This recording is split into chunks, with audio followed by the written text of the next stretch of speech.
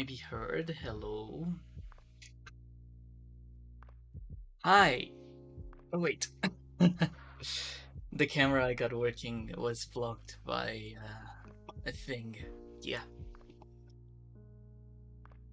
So we're going to continue with Subnautica today. I don't know for how long. Fun fact: the first stream of yours watched is 10 days from being a year ago. Whoa! You have watched about 60 hours of my streams? That's crazy. Thank you for attending, Kame. I appreciate that. Uh, uh, yeah, so the plan today is kind of simple. We're going to continue Subnautica. I think I got into like this point where I can do resource collection again. And resource collection is relaxing because it's something I can just like sit back and do while I talk to the chat. Games like Getting Over It require me to be a lot more focused, and yeah, it's a calmer opportunity to talk.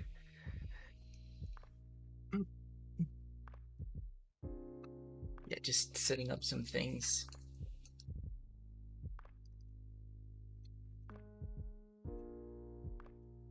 Have you guys ever like Googled yourselves? I Googled my old Twitter handle recently. I have something that I am trying to get through. Oh wait, Subnautica is ready. Let me just move over there. Let's go. Yeah, so what happened is that I wanted to do this thing where I googled myself because I discovered that Tweet the Leader, you know, the thing, is actually charging me for an account that I deleted, and I am trying to like reactivate that account just so that I can go through the payment information and tell them to like stop charging me because they're taking money from me every month for an account that doesn't exist anymore, right? So that's not nice. And basically, I wanted to get them to like pay me for, either reimburse me or do things. Uh, emergency. What? Okay. Yeah, so I wanted them to reimburse me, but I couldn't get them to, and I'm kind of mad about that. Um, my main reason is that, mm, yeah, they're taking like $12 from me every month, and I want to stop paying that. So I was googling this old account, and I found out that my tweets in that account have been appearing in a lot of places that aren't Twitter. Like I found, for example, that my tweets were featured in art sites and some like sites about journalism. And the thing that surprised me the most was that Telesur. Do you guys know what Telesur is? It's like the Brazilian CNN. Well, that thing used one of my posts as a thing to report on a Mexican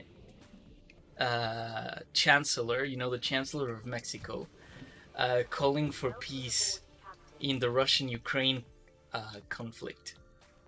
So there's a post of mine where I'm saying like, oh, the governor, the chancellor of Mexico called for a peace plan with Ukraine, and I talked a bit about it, and then someone took my picture and made that into an article in Telesur. And I was very mad. Like, you'd think that'd be cool, but in a way that means that someone stole one of my tweets, made it, they made it like a thing for their journalism, and they posted it as theirs, and now like they made money. They they stole something I did for free to report it as something that they did for their job, and I'm quite mad about that. But oh well, it happens. The next closest stream I have in watch time is probably around 8 hours over the past year, so you are well ahead. Ooh, okay. Yeah, Kame, I have. Did I get you into VTubers? Because I've seen you around, like, a lot of channels of people that I hang out with. And, yeah, I think that's cool. You know, I introduced someone to this thing I care about a lot, which is VTubing.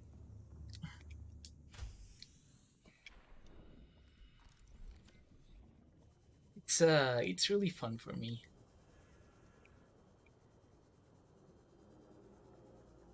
But yeah, I mean, the Telesur people, uh, someone in their editorial stole one of my tweets. And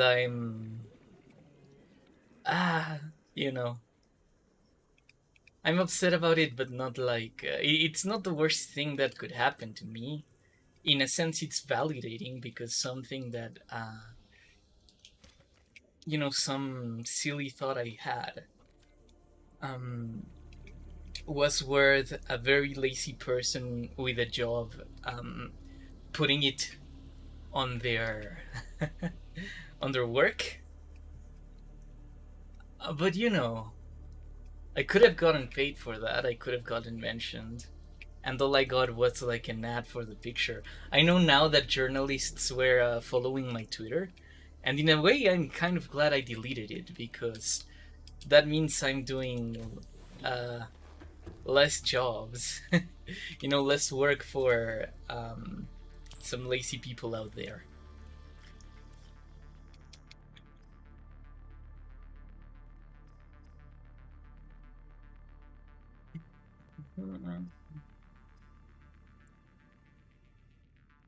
Okay, we're going for silver. I think we should have a lot of that, or at least some. Oh, we only had one? That's crazy.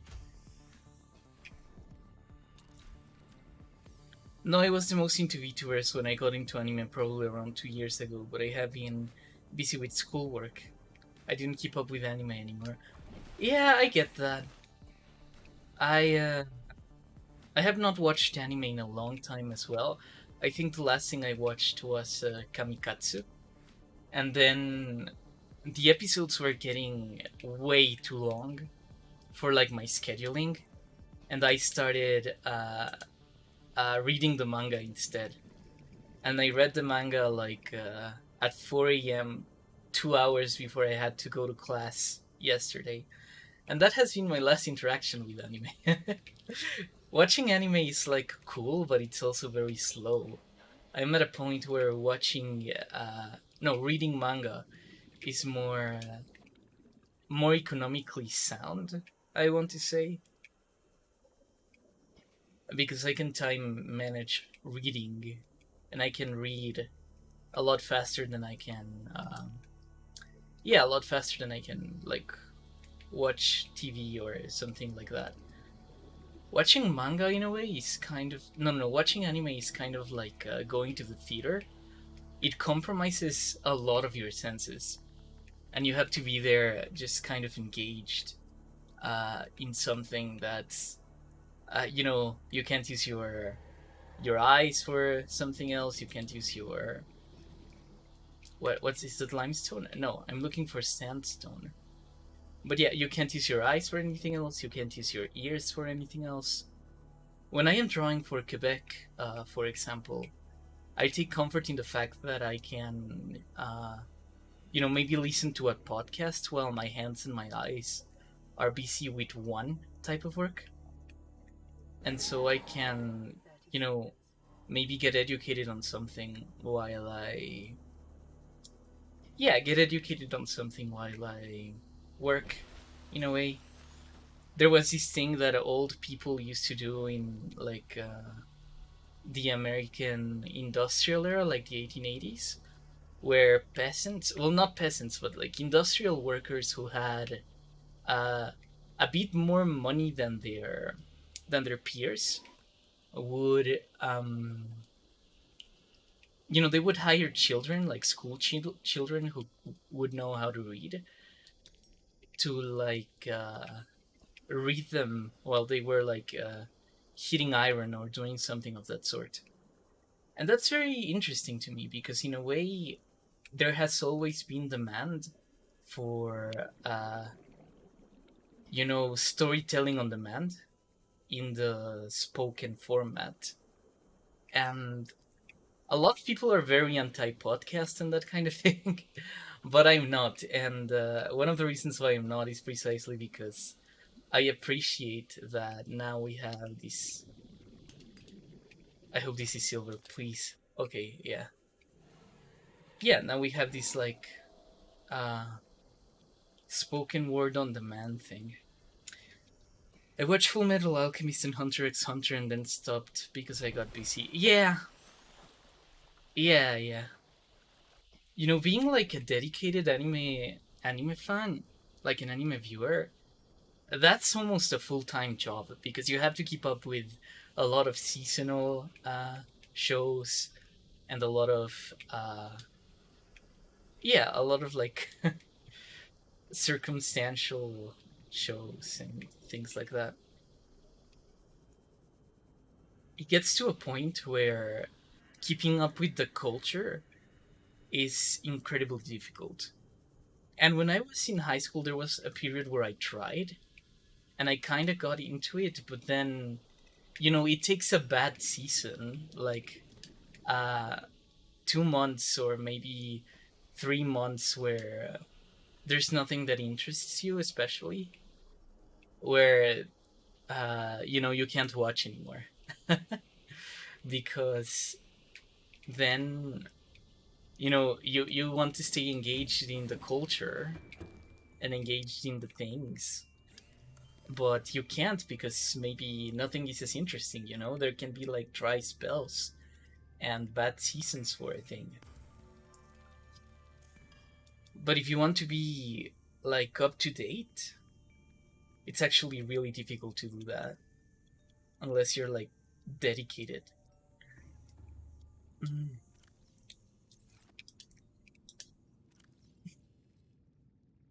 Also, my favorite stream was the Pull and Bull art stream. I should do another one of those. I feel like people are really interested in that because it's connected to the rest of the content, I guess. Whereas some of the other things are not.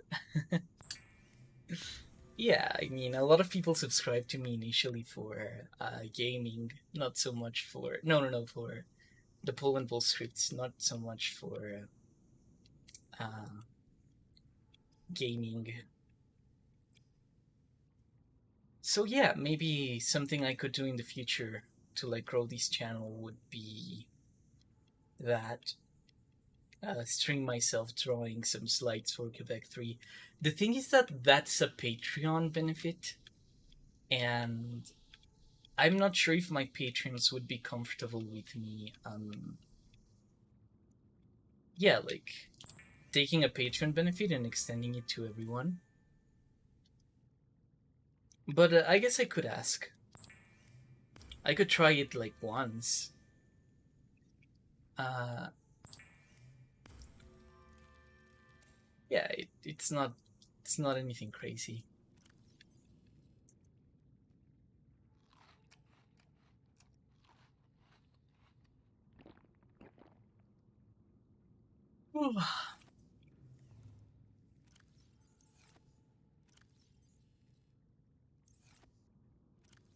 Where do I keep the titanium? Okay.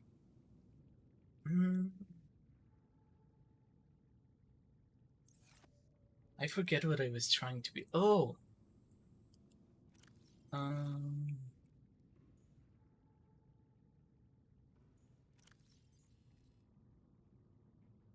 Okay, so lead.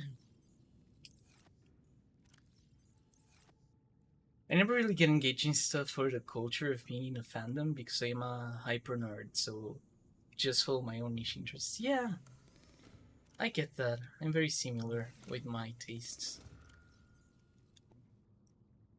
to my own, uh, to the detriment of my own cultural capital, let's say it that way. I am very likely to just get engaged on things that interest me. Yeah, that's how I started the Quebec series, in a way. It's not like people care about Quebec in like a mass scale around me. I just bought a book once.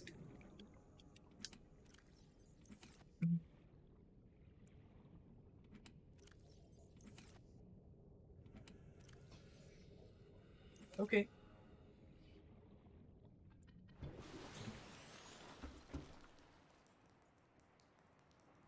No notices on the radio.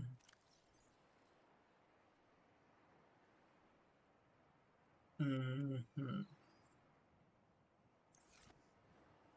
Okay, well, we probably have to mine a little. Yeah, I'm going to like. There's a cave somewhere around here where there's a lot of resources.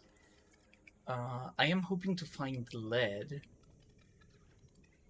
I want to guess that's in the sandstone areas. What's that? Copper. I don't need copper.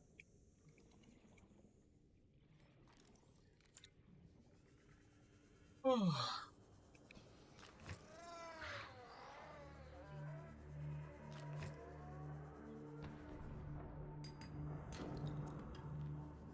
Titanium, that's always good. Uh,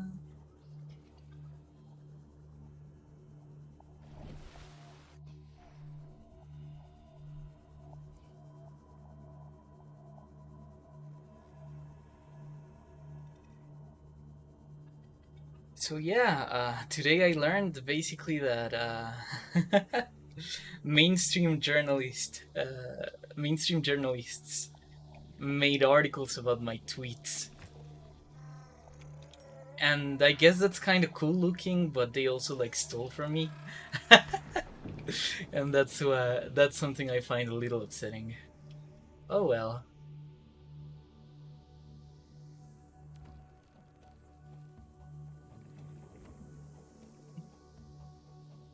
Yeah, the other tweets that I found on like these websites were like art tweets. There's like a site that collects, that collects fan art from various VTubers, and I found two tweets of mine of drawings to like some VTubers in there. That one I kind of understand because there are places like in China or in Japan where the Western internet, to put it one way, is not really accessible. So there are people who take files from the Western internet and put it in uh, the East Asia internet. I find that on YouTube there are also a lot of people who do that in a way, who take a lot of movies from, let's say, China and place them on. Oh, oh! No, no, no, no, no, no, no, no! Yeah, they take movies from like China, for example, and put them uh, to the public on YouTube. And technically, they're stealing some person's movies, but we wouldn't find out that they exist otherwise. So it's kind of a mixed bag in that sense. I have watched a couple of Chinese movies through that piracy thing. Oh, Creature Egg. Hmm.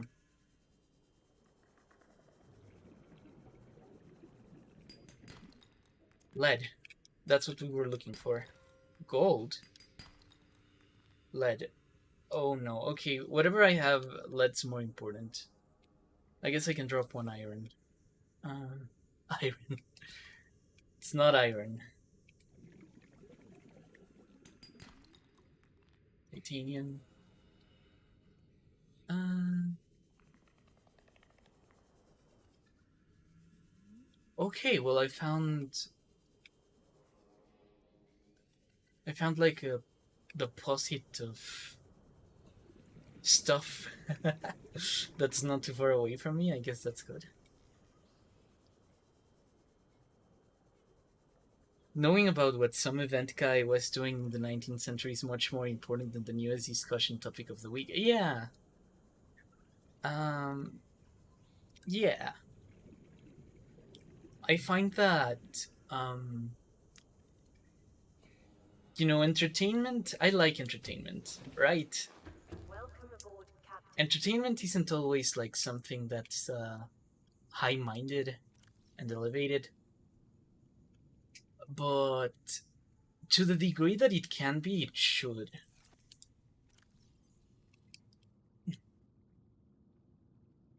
Nyanja, who is like an artist for Quebec, does not agree with me in regards to this. She believes that entertainment has value as something that people just engage in, in a casual basis.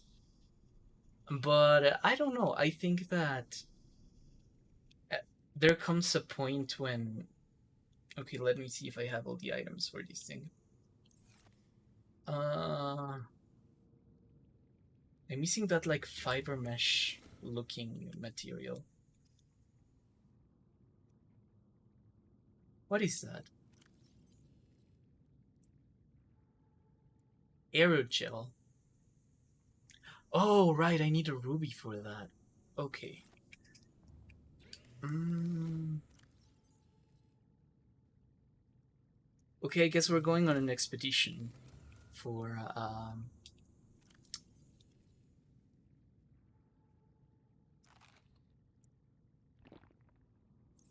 for Ruby.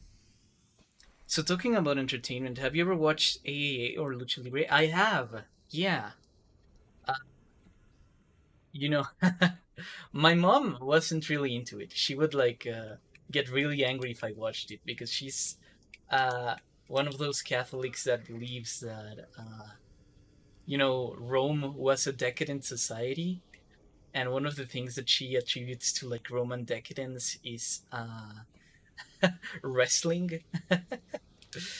But when I was a kid, before there were like a widespread access to video games and things like that, a lot of entertainment that we had was like wrestling and watching wrestling and playing to be wrestlers and reenacting like wrestling stuff. uh, I still got to experience a bit of the like is wrestling real dramas things, and I've been off the scene for like a very long time, but yeah, when I was younger, I did watch like Rey Mysterio, for example, and other things like that.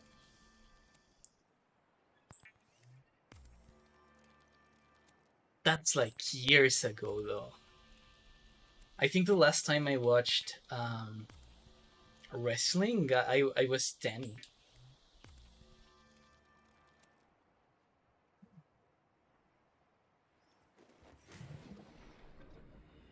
Now that I'm like, I guess a little far from that culture, I do think that I should have done more to like keep in touch with it. But yeah, I mean, it was fun. It was a fun part of my life. Entertainment can have negative value, also like bringing Netflix because you don't want to look at or deal with a problem. Yeah, I don't know. I guess that's more an individual thing. It's more an individual's problem than entertainment in the abstract. Because, like, escapism, looking at entertainment in order to, like, not look at your problems, that's something that anyone can do with anything they have fun with. And, yeah. Yeah, that's what escapism is.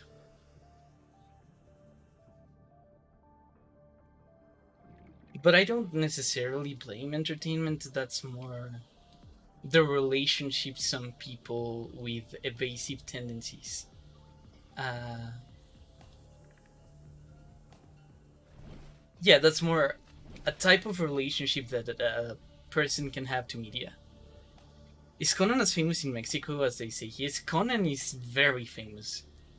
Um, I think a lot of people that wouldn't know anything about like media from outside, they would know Conan. Silver. There we go. What is that?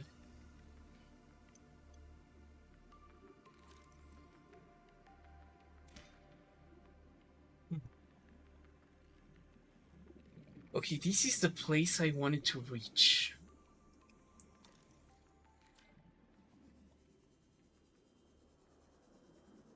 Yeah. Okay, this is the place. I'm going to have to make a Seamoth and put it here for the oxygen. But yeah, let me just say, take a look at. Okay, so I am west.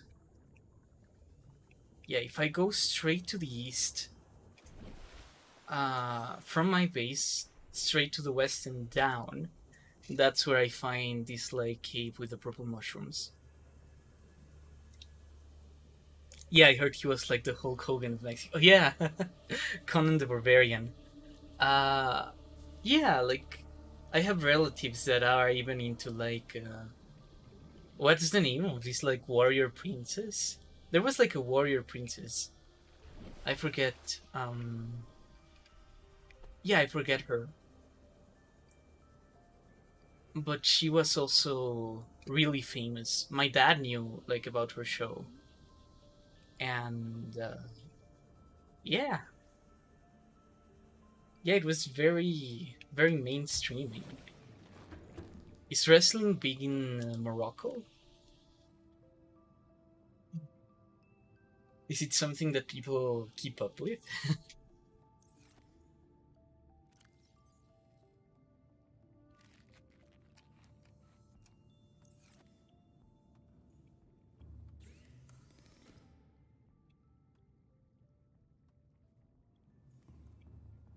Let's get some coral tube. Uh, there's a lot of this thing everywhere, except where when I want to find it.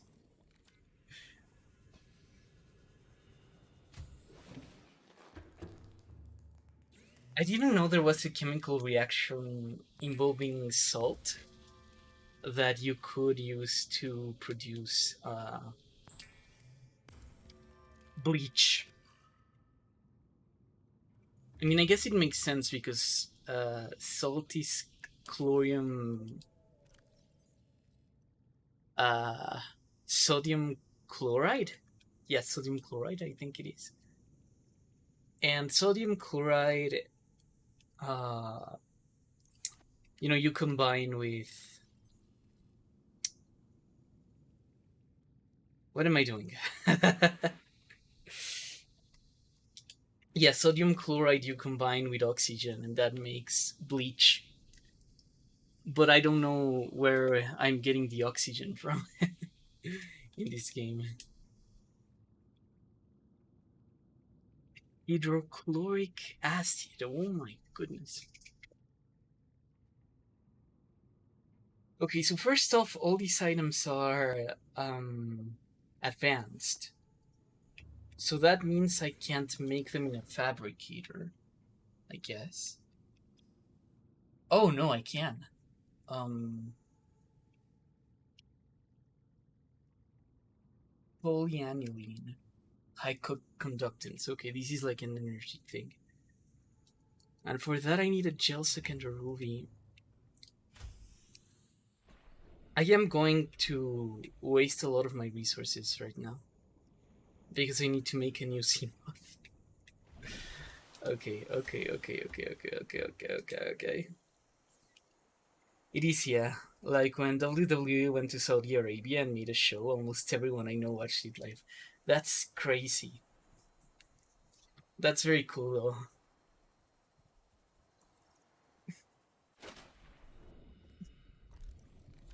I don't think the last time I went to a wrestling event, it was at a mall. And in this mall, I guess they had like a guest. There were like two wrestlers who were putting up uh, a show in the middle of the mall, and that was really cool. I went more because I had a friend who wanted to go. I didn't know the wrestlers per se, but I had a lot of fun.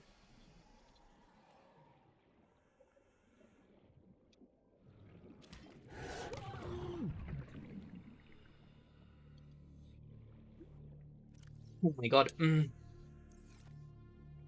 Okay, I need to drop that or consume it. I don't mind. I'll eat it. What the hell? Yeah, and these guys put up their show, and it was funny. Oh wait, no, I lie. I actually went to a wrestling thing last year, but it was by accident. Let's just say that like without sharing too much information about where I live, the the candidate for the Social Democratic Party of my state, she was going to lose. Like it was, it was for certain that she was going to lose her run. But during her run, she made like a huge party to celebrate the end of her campaign. And during that party, she actually set up like a wrestling event. And the wrestling event was really cool. I had a lot of fun because I had not seen wrestling in like the age of, the age of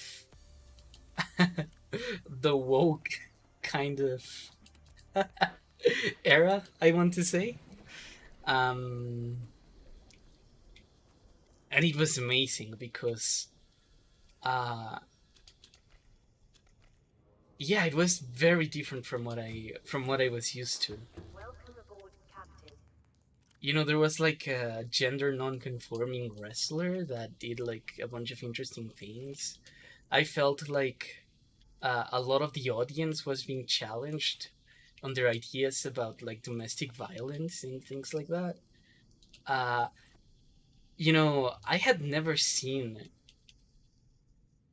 something as sophisticated as what I saw in terms of how people handled, the topics I witnessed.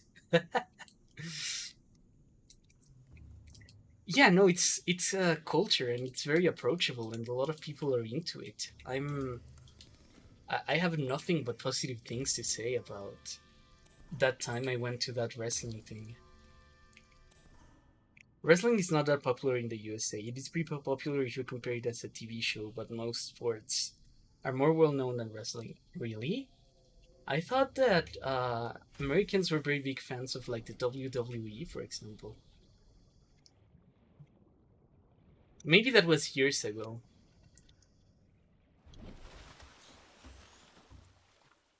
But yeah, I'm like quite surprised about the power of entertainment, to be honest. Um, I guess I kind of underestimated it because in.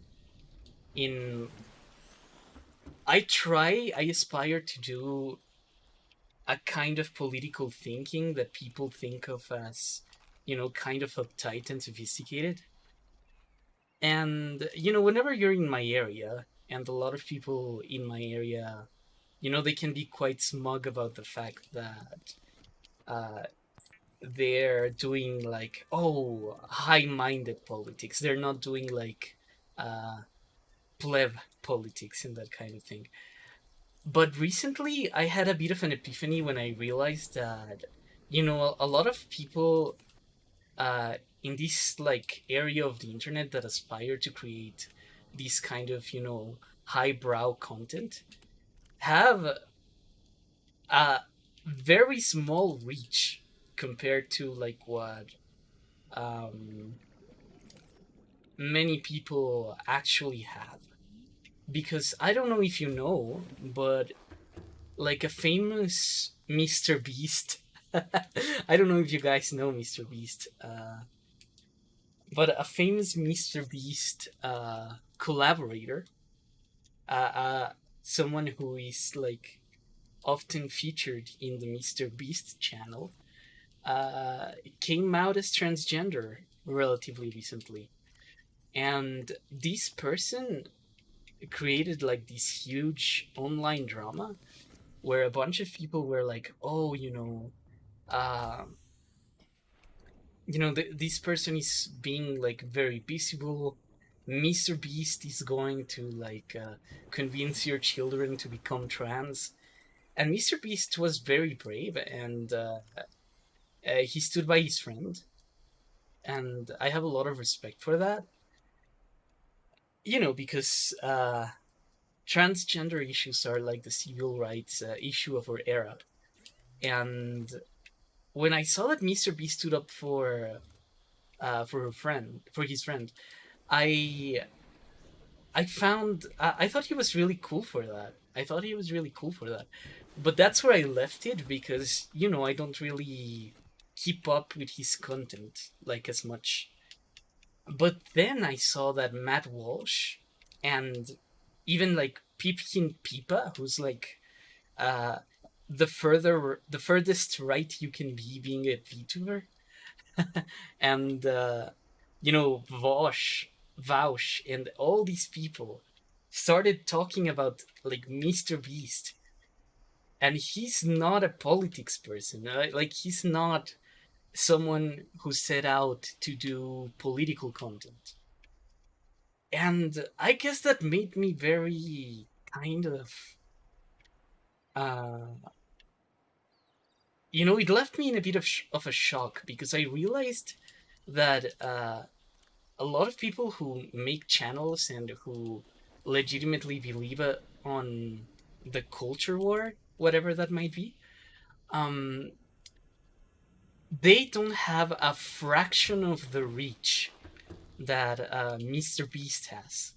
They don't have, they're like green and red with envy with what Mr. Beast has done with one video for trans visibility. And all they do right now, once that this thing has happened, is that they're talking about it. And they can do nothing but talk about it because they're kind of powerless to do much else. And for me, that was very. I mean, I don't know what you guys think about that, but for me, that was very incriminating. It kind of showed to me that, culture war politics is incredibly silly. It's not something that political people or political channels should be doing. Because if you want to deal in the business of culture, you should be a culture creator. You should be like Mr. Beast and develop a reach on top of which you can later make stances and commit to things.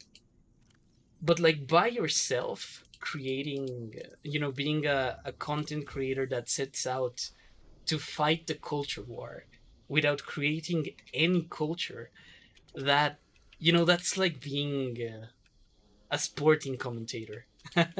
You're trapped in this endless debate, let's say, about the way things are, but you don't sway anything in any particular direction. And that's not, that's a little uncomfortable, I think, because Mr. Beast has kind of shown to me that fighting the culture war uh, the traditional way, let's say, is actually incredibly ineffective. It's almost like a waste of time.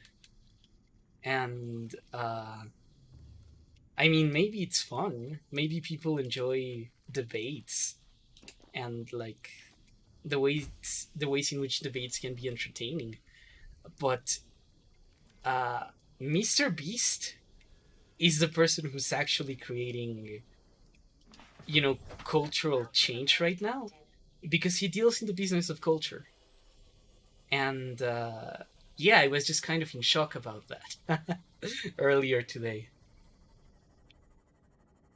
Yes. Oh yeah, that whole thing about Chris was disgusting. Like, she has the right to do what she wants. Yeah, Chris has transitioned.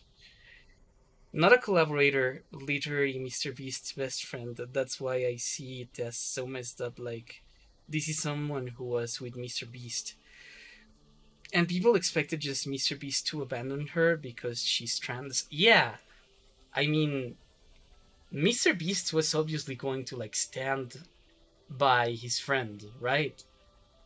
But a bunch of people made it about the culture war. And, um, I can't believe that if you are someone who's, like, paranoid about your brand, let's say, then yeah. Honestly, there have been families that have kicked out uh, their trans relatives from their homes, for example, for much, much less.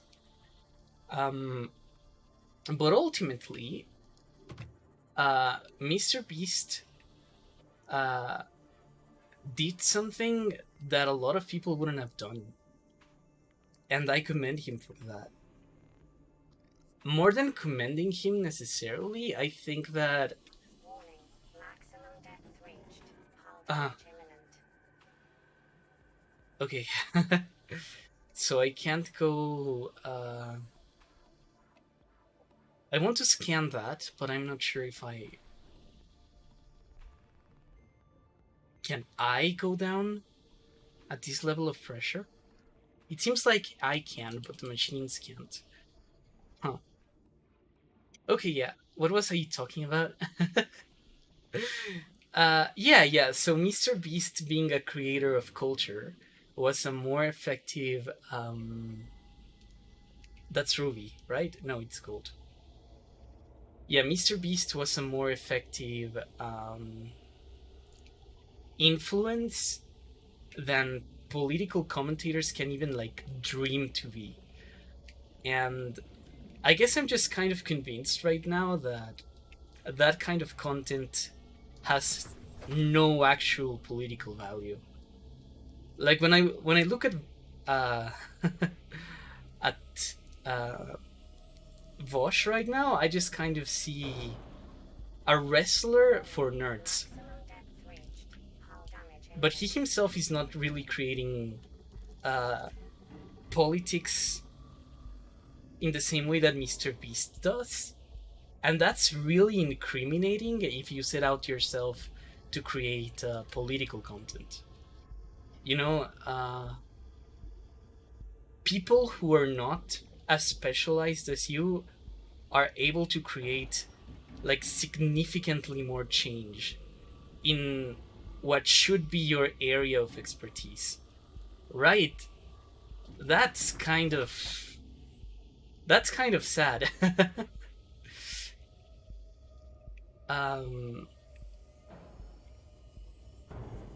but I guess it is what it is. I don't That's, like, the extent of my thoughts on the subject. I guess I could. I'm just surprised, that all of this has happened. Um, I agree. Returning to the wrestling talk, it was, for example, wrestling that helped break many racist views in the American South. When a black wrestler became champion. Oh, yeah. I mean, I think the cool thing about wrestling and things like that is that it invests you in, like, the drama of someone doing something, and a lot of people, if not for wrestling, would not be in a position where they could look at that kind of thing. So I appreciate wrestling for. What is this poison? Is this poison? Am I gonna die? uh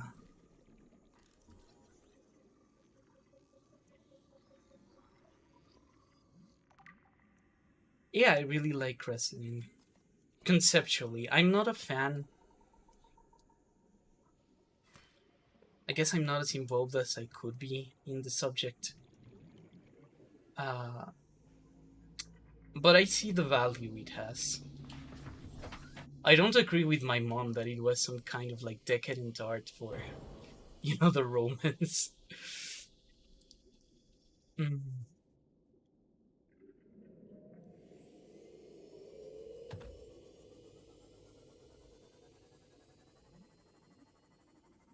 I think that if people overall can get more invested in live theater and live performance, that's going to be great in like regardless of what kind of medium they choose to consume, because live performance, especially with the internet, is one of those things that's becoming like increasingly rare.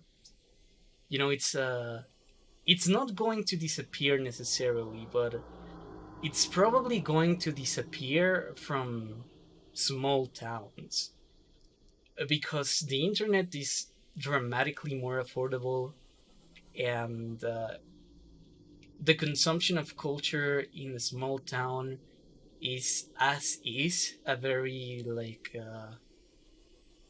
small, it's done with very minimal investment. So anyone engaging in like live performance is doing like a thing that's objectively good, I think. Yeah, I wish I attended more live performances of like anything really. I haven't been to a live performance in a very long time. Hello, Hermit. How are you? I do think personally that economics and entertainment affect politics more than political thinkers do. Maybe. I think that when it comes to, it's kind of like science, right? Uh, the people doing science in life are like not a lot. There's not a lot of people doing science. Um,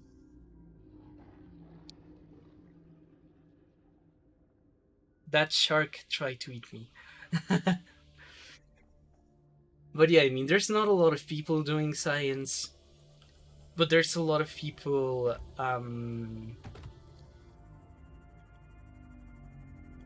who kind of communicate science. And that small number of people that actually does science uh, are the ones who have like an incredible amount of say and influence over the political development of entire societies, because they're the individuals with the expertise, right?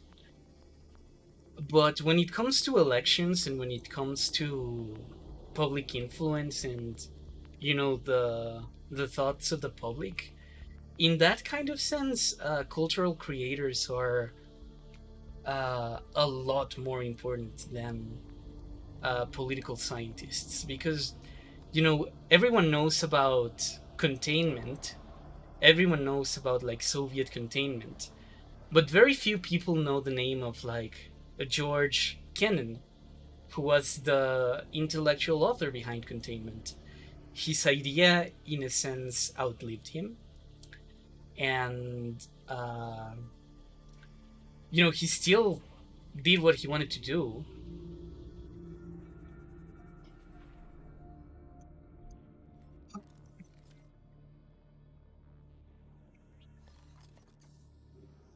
Let's just name this thing. Wait, no, I want to deploy it. Um, local area.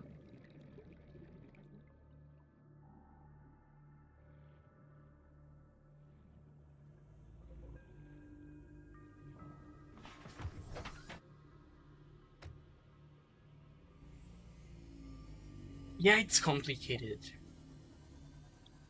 Being a person in politics is complicated because the technocratic level politics are very boring, but very important. But people will never remember the technocratic level politics. The like emotional side of elections and voting and that kind of thing, that will always be closer to the hearts of individuals than whatever a political scientist can even like aspire to create. I guess it's the difference between being an engineer and being a very effective user of a piece of technology, right? Because everyone, you know, more people who use microphones than people who invented or developed microphones.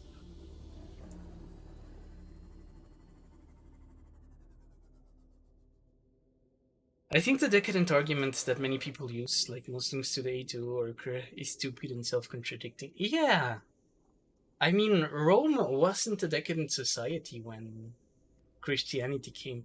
Uh, my controversial take in this sense is that I would say that Christianity was a decadence on Rome, because ultimately, Rome could survive a lot of the shit that was thrown at it during the pagan era, but it couldn't survive Christianity.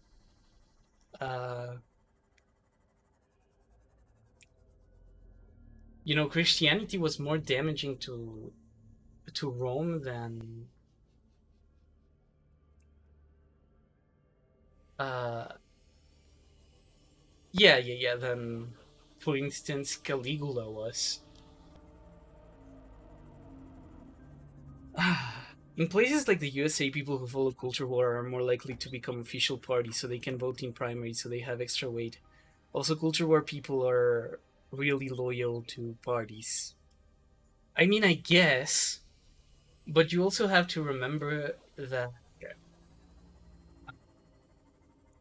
that's the US, right? If you're like politically active in the US, uh, you can fix a lot of the influence that the culture war has by changing things about your system. Like, maybe everyone should be able to vote in primaries, not only like card carrying party members. And if you did something like that, then you fix that. Being a high information voter is honestly very overrated.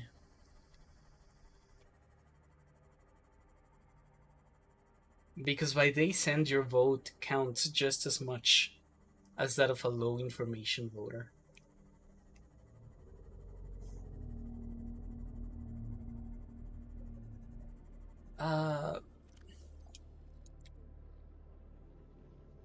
I guess you can be like a respectable person and people will look at you to like consult opinion and things like that. But by day send, unless you're going into, actively into politics, it can be like quite complicated to justify mm, getting like way too informed. It has been 50 minutes already. Time seems to fly whenever I watch your stream. Really? Thank you. I don't feel like it's been 50 minutes, honestly. Um, we have an Edward Gibbon. Who's Edward Gibbon?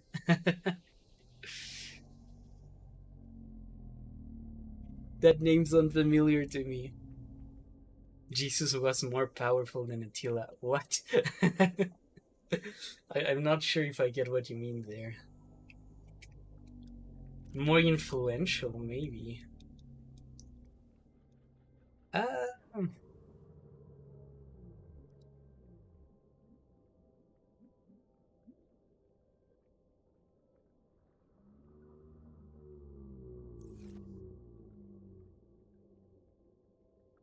okay.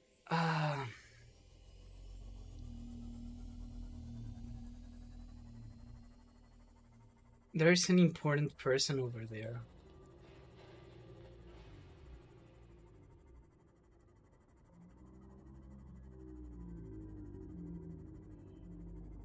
Well, it says passengers remains. So maybe it's like a corpse or something.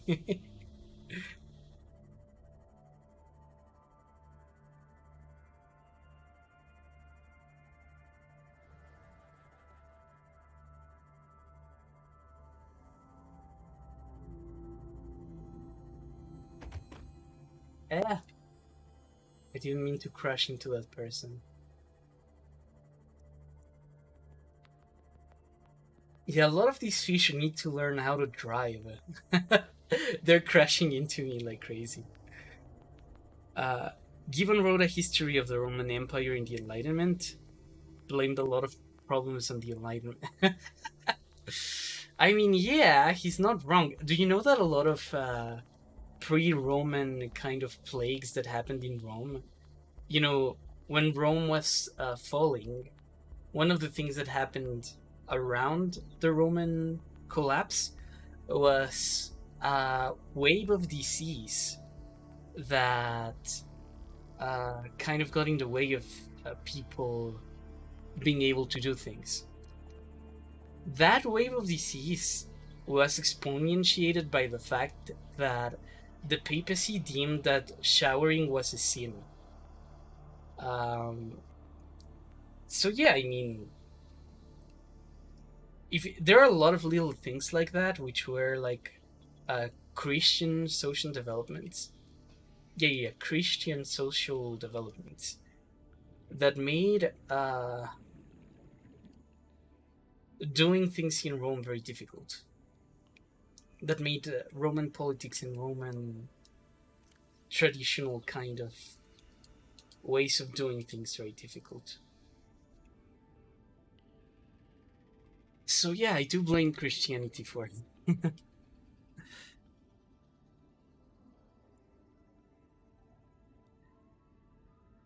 A lot of issues like that.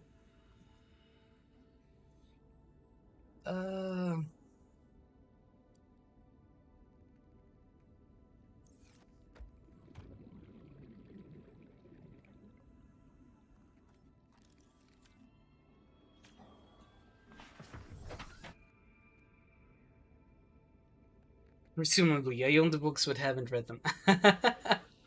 Same, honestly. I have a lot of books I haven't read. I need to get into that. Well, back into it, I should say. I used to read a lot.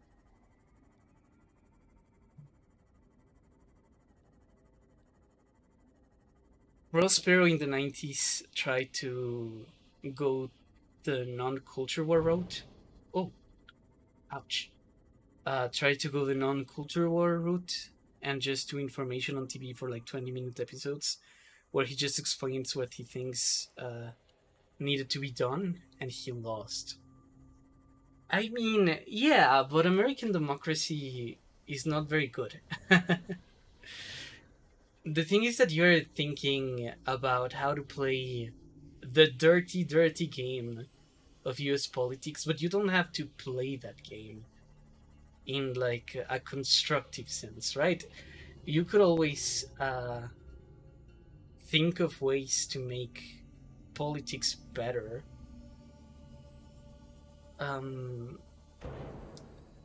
Because the thing with being trapped and defined by the culture war and doing just like engaging the problem on its terms is that you will always be confronted with the fact that you and the people you compete with will be in a race to lower the quality of information everywhere for short-term electoral benefits. And yeah, I mean, maybe it works in the US, but it works in the US because the American system is broken. Oh, wait, was that a golden peeper? Okay, I think I want that. Where is it? Where is the golden peeper? Okay, there we go.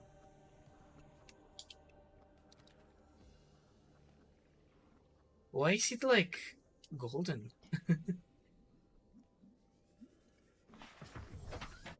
You can still find Prospero information that he gave on YouTube. Okay, thank you. Yeah, I mean, being a politician doesn't mean you have to be boring. But it does mean you should probably be serious. And maybe you win elections if you're not serious, but you lose the quality of your society if you treat politics like a game. And yeah, that's my problem with a lot of these culture war people. They're both very ineffective at their objectives, and all the dead people. Also, it's old.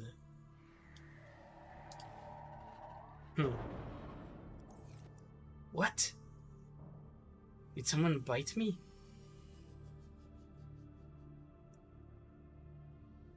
Oh, it's a shark. Well, a shark-like thing. I'm gonna need to repair these at some point. Oh my goodness. RWBY's a consultant for Sumer nerds. What do you mean a consultant?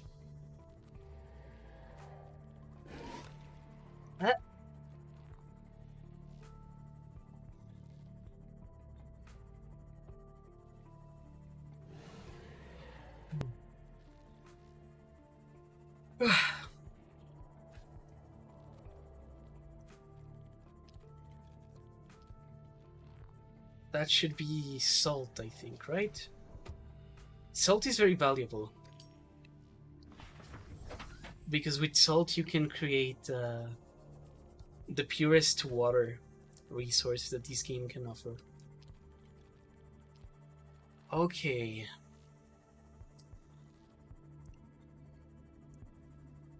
Okay, this is going to be hard. I can't use the sea moth to go very deep.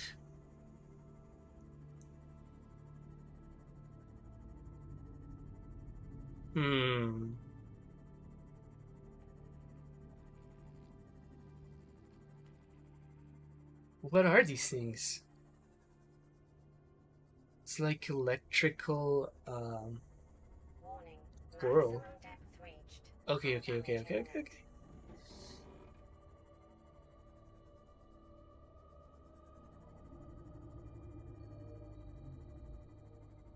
Okay, I have to walk the delicate line of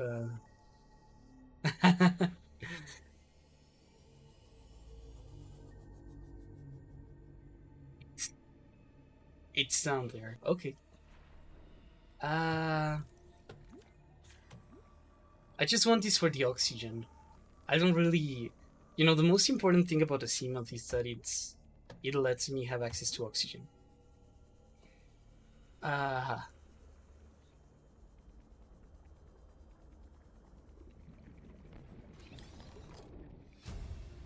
Repulsion cannon, what is that?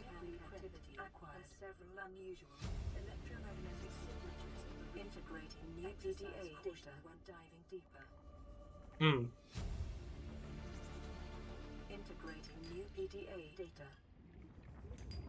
Seek fluid intake. Silver. Diamond. Silver. Ooh. Oh no. Okay, I need to go back and fast.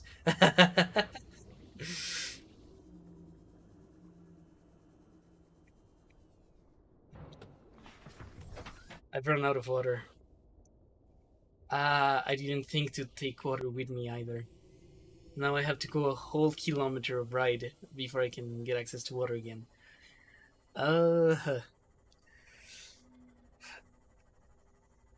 Were you not also on Freda's live stream? Who's Freda? Is he someone I should know? It might not be a game, but at the end of the day, the only thing that matters in politics is winning, because without power, you can do nothing. That's what a consequentialist would say, and I would have my disagreements with that.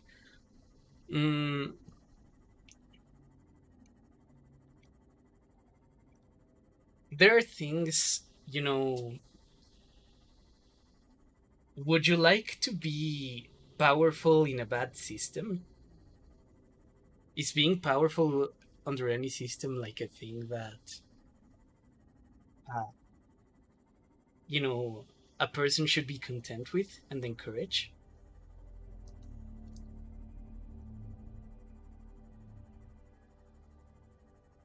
Mm, on the other hand, delayed gratification and actually conceding defeat should be a thing in democracy. Yeah.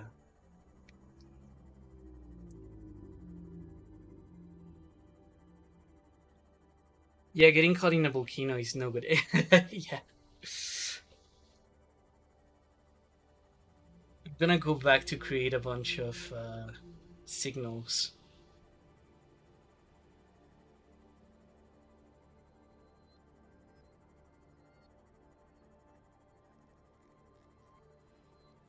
How bad is the water situation? It's pretty bad.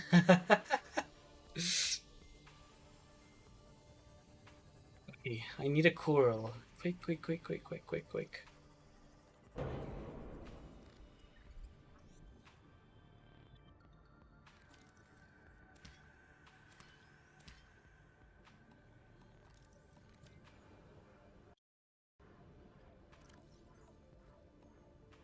Um. Oh fuck. That was stupid as hell. I'm going to die of dehydration now. Warning, emergency power only. What? Oxygen production offline. No, no, no, no, no, no, no, no, no, no, no, no. I don't want to dehydrate. Is there nothing I can do in this situation? Oh. Okay, dehydration hits hard. Welcome aboard, Captain. Oh my god, oh my god, oh my god, oh my god, oh my god. I'm gonna die. I need water, I'm gonna die. Vital signs. Stabilizing. Okay. God damn it. Yes, I agree, but it depends on what you mean winning. I view winning as me being there, but if I have to lose myself to win, I also consider that losing. Yeah, ultimately that's what you have to do in the American system. Lose yourself. It's part of why I don't think very highly of it. It needs a lot of reform. But like everything does, right?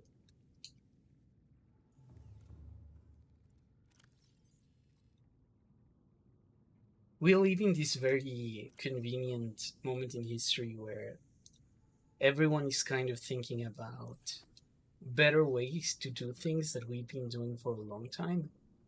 And I think that should be celebrated.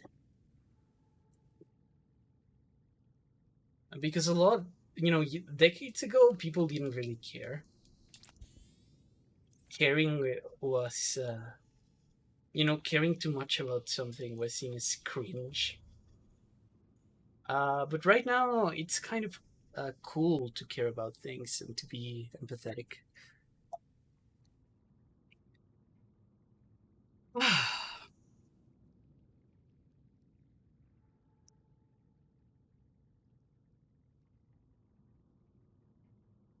I'm just gonna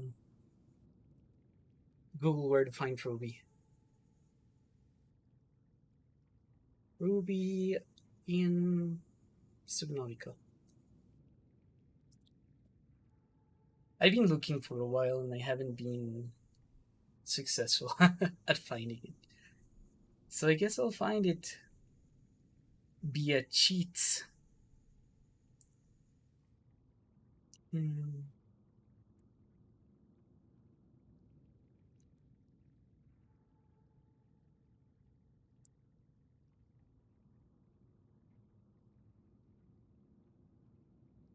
Hmm.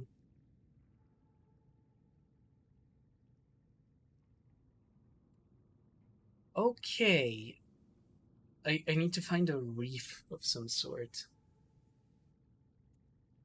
I intend to play whatever part I can to make the reform happen. Do what you can with what you have.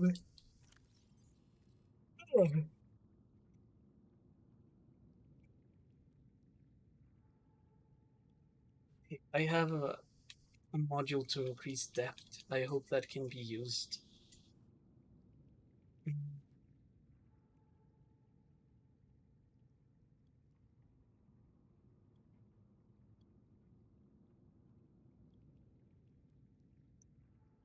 Mm-hmm.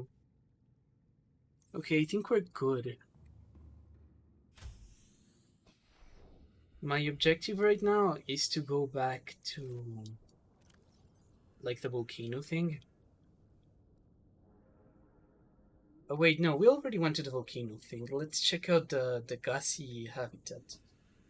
Yeah. It's deep, but not so deep that it's going to be a problem to reach. Welcome aboard, Captain. Thank you. It's actually quite close from where we are, huh?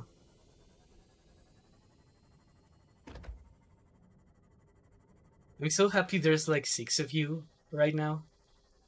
This might be probably one of the biggest streams I've had since I changed channels for this kind of content.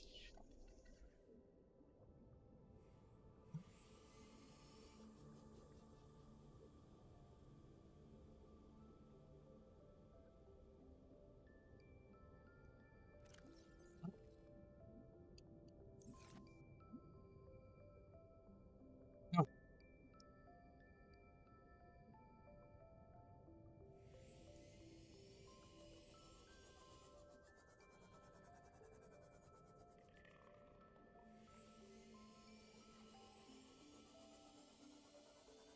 Okay, so it's like under the reef, but I'm not sure where.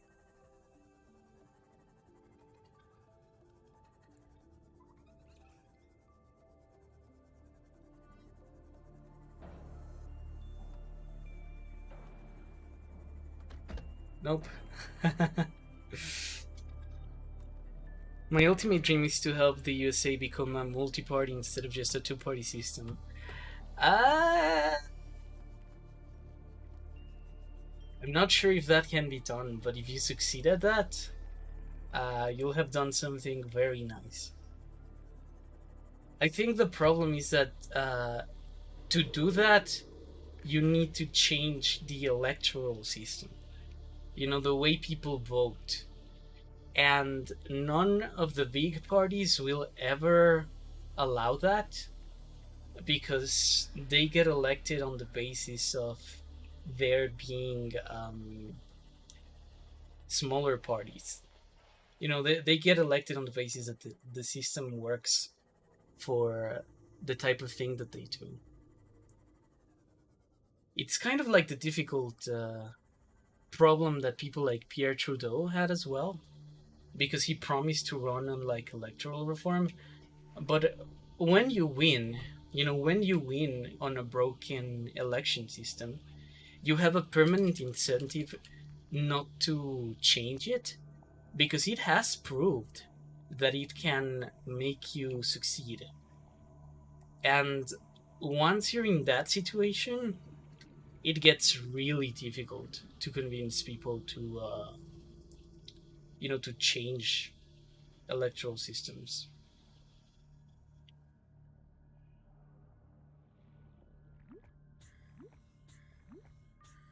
Oh, I can get oxygen from these things. That's cool.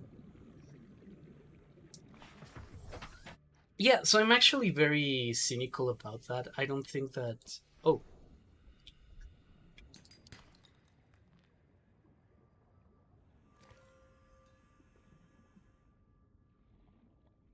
Yeah, I don't think you can, like, the Trudeaus didn't succeed at it.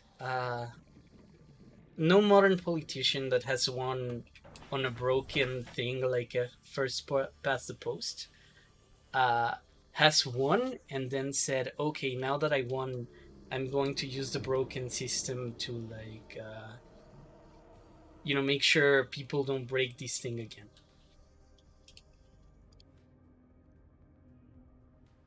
it's not typically how things go.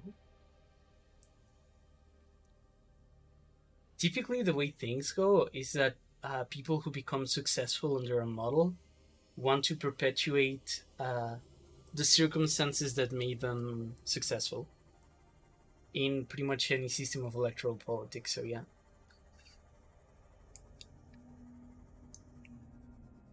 Wash your hands. Yeah, simple as.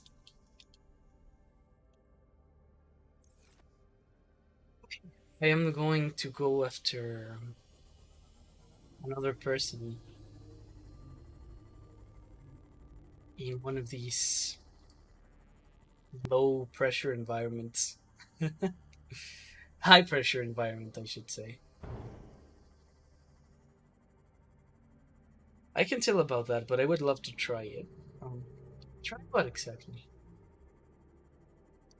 There are certain ways to gridlock the political system. With a small amount of seats in Congress, but you just need enough seats where no laws can pass and demand election reform. You know, maybe you're right, but I don't want to be, so sure about it being an easy thing to do. Because if it was simple, then someone would have already done it. And, the change has not happened yet. So, yeah. Okay, I need to go down there, but I need to be really smart about how I go. Because this is the limit of the Seamoth. Let's see. Is it breaking? Doesn't seem like it. Okay, I'm on my own.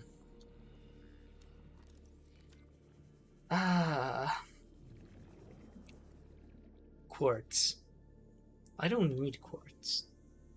At least not now. Creature egg. Oh. No, no, no, no, no, no.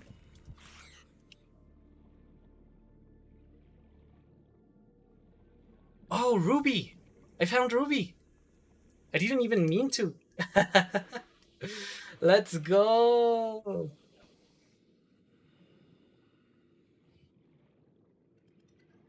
Okay. Another one of those golden ones.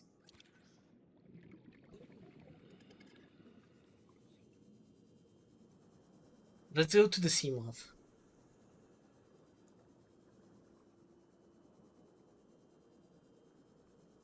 Oh my god. That was so cool. I should have brought over a.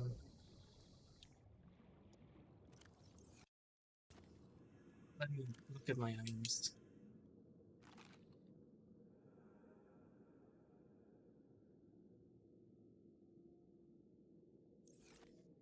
Yeah, I should have brought over something to mark this is a ruby area. I guess I'm just gonna take as many as I can. Uh-huh. Uh-huh. Uh-huh. But where's the signal? It's over there. What?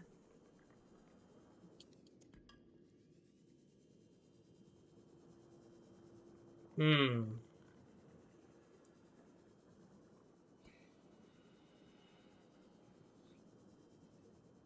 Is this gonna give me air? It does not give me air. Okay, I guess what I'm inferring is that this area is actually a lot further from... Yeah. It's a lot further from the pod than I thought it was. So I need...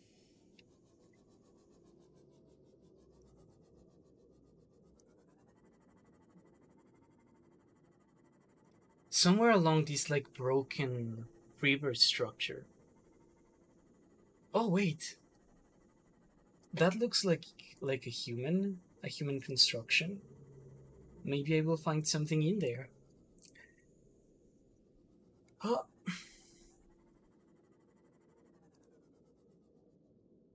How do you generally feel about the Zapatistas? I like them, but I think they're very specific.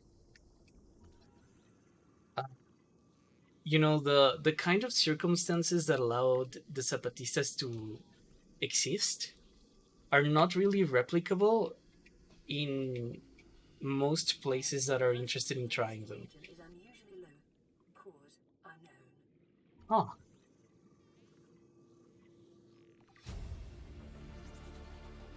I'm so happy.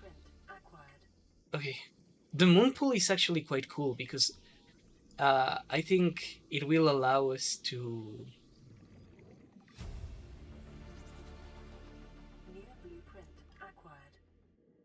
Yeah, the moon pool lets us charge vehicles.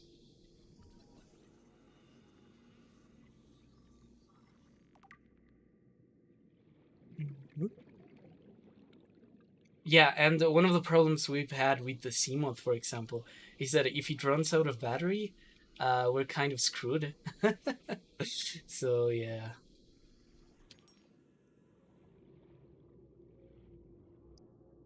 Yeah, the interesting thing about being here is mostly the ruby and the fact that we found a moon pool. And I'm very happy about the moon pool. I hope it is what I think it is.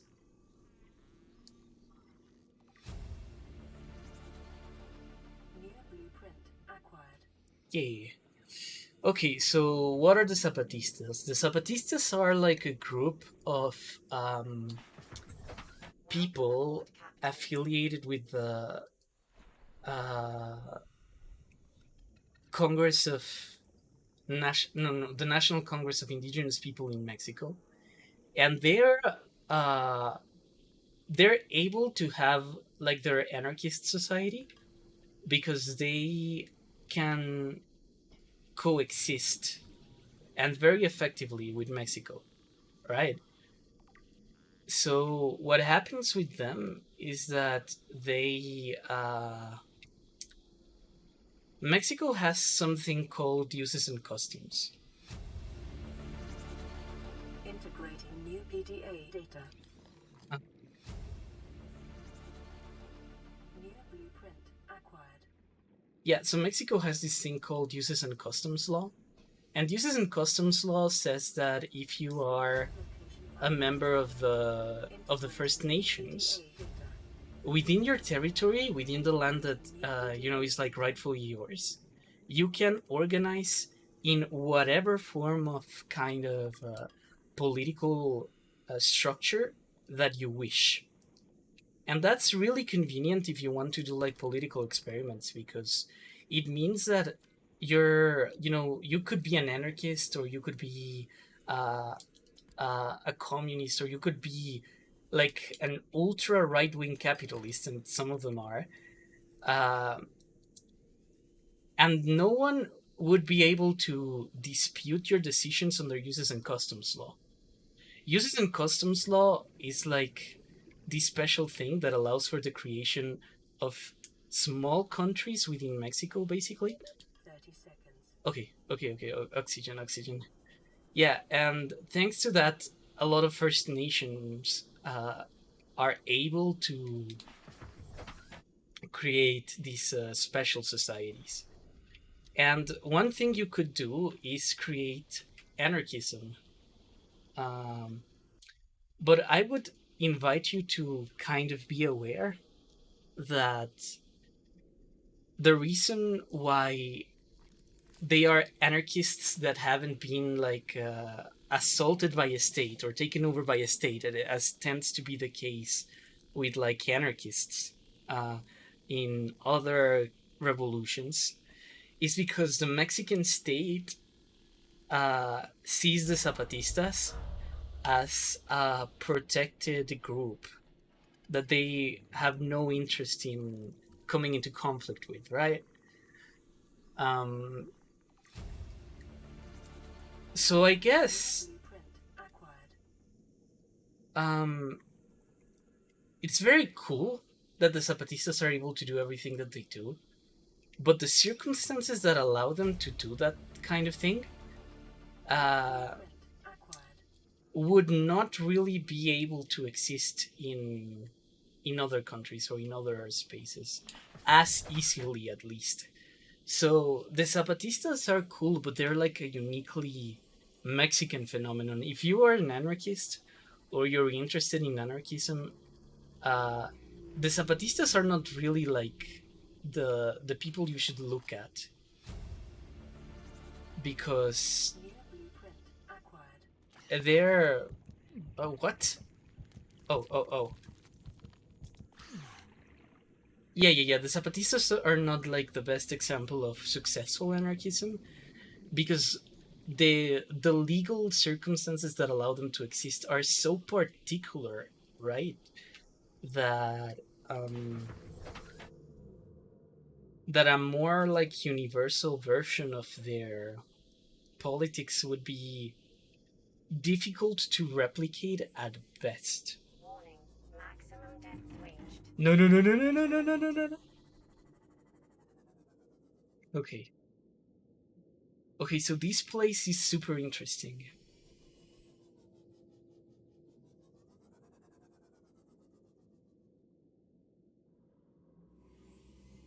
Huh. This place is really interesting, but I'm guessing there's some kind of super predator or something.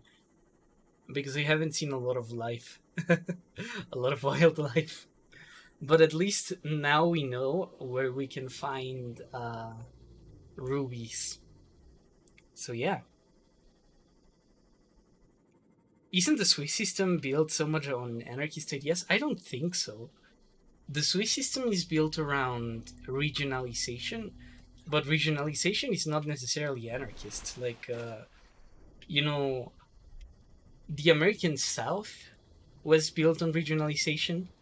There were anarchists that praised the South for the fact that it created this decentralized system of government, but just because it was decentralized, it doesn't mean it was anarchist. Anarchist is not local government. I mean, anarchism is not the proliferation of local government systems. Anarchism is like the abolition of all unjust hierarchies. And I think most anarchists would look at the Swiss system and see an unjust hierarchy. Because in Switzerland, for example, a lot of human rights issues are so, decentralized that they're left to the provinces in ways that even the United States would look at with a bit of upset. Yeah, with a lot of frustration. Canada is decentralized, but Canada is not anarchist.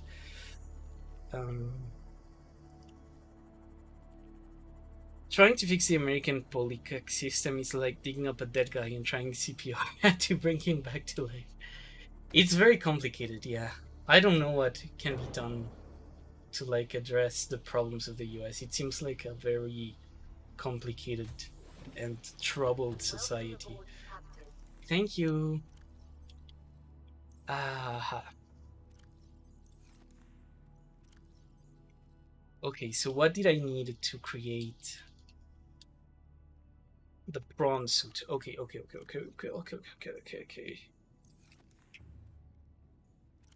Over here, I take the gel sack.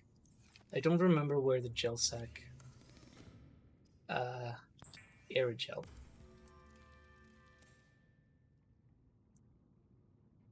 I need more of where that came from.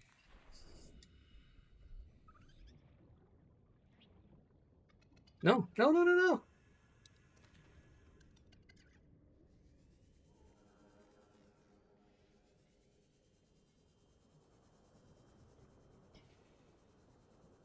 Where's that like bubble shaped plant? Is it this one?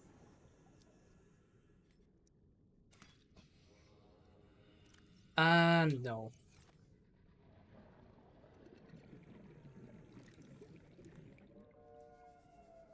Oh my god.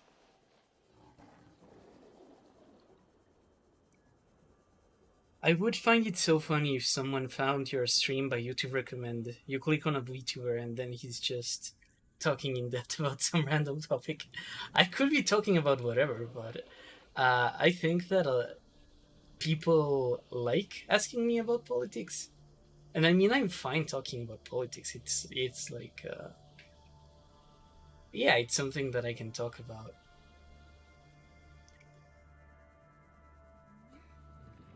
I never said the system is perfect, but regionalism is good, I think.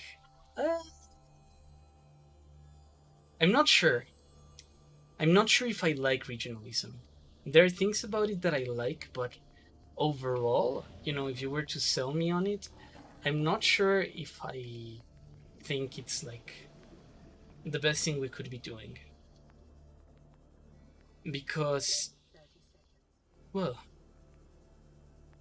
yeah, centralization also comes with a lot of benefits, and it's not inherently obvious to me if in every single circumstance it's better to be like a centralized system versus a decentralized system.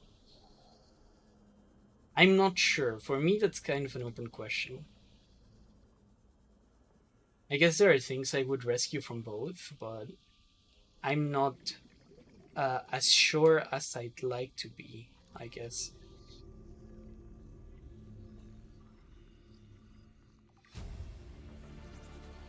Integrating new PDA data. Oh.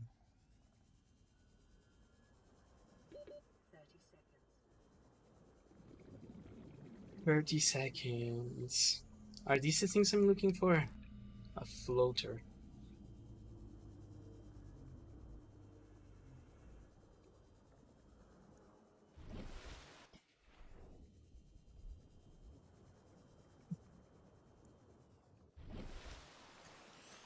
Ah.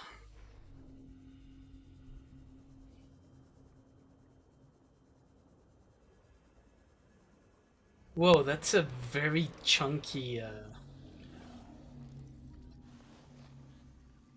yeah, very chunky shark. New blueprint acquired. Oh god.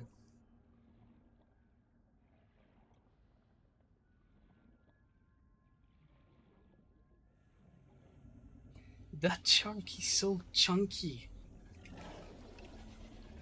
Okay, it's a sand shark, so I'm guessing it's going to like stay on the sand if I don't bother him. I guess I'll do that. Do not bother the shark. What about you? Violet Fox? Oh my god!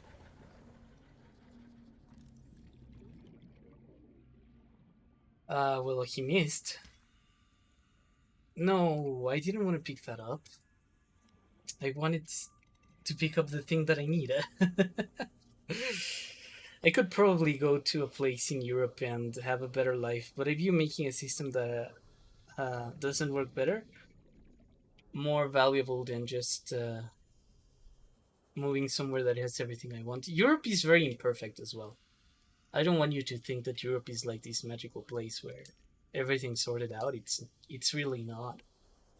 Um, I would say Europe is a lot more racist than the United States. And if you're used to the kind of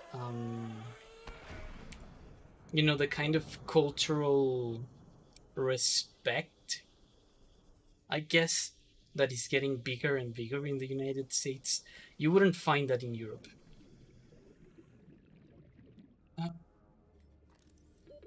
Oxygen. Oh no, oh no, oh no.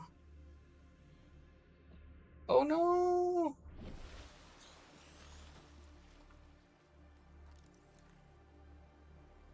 Oh my god, I don't care.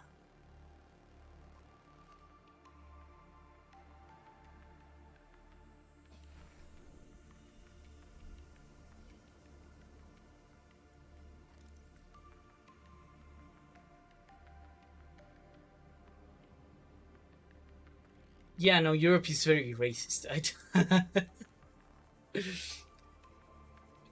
Europe is not a place, but several countries. You know, you say that, but I meant like the European Union.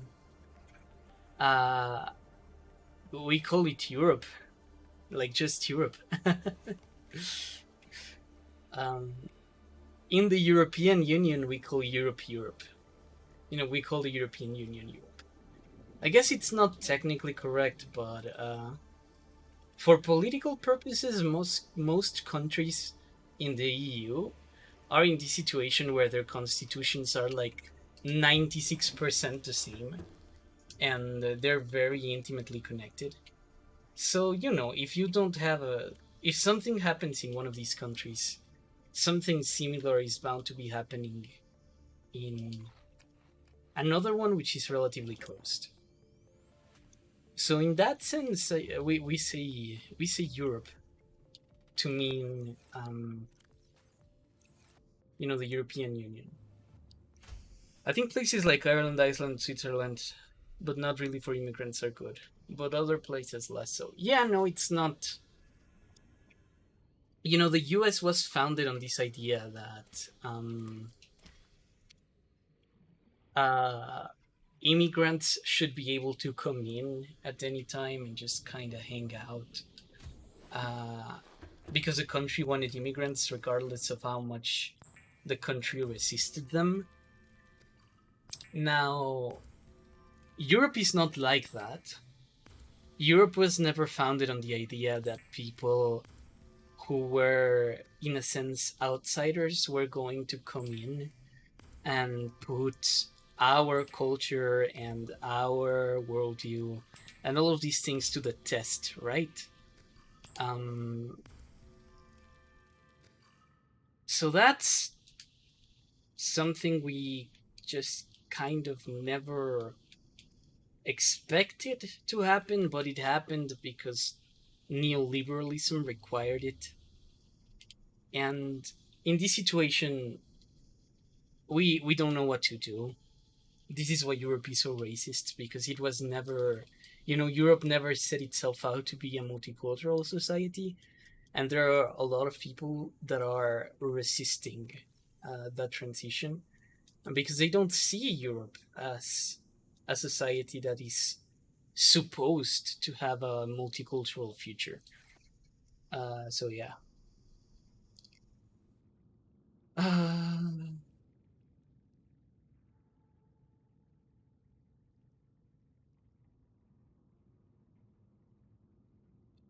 I never said the system.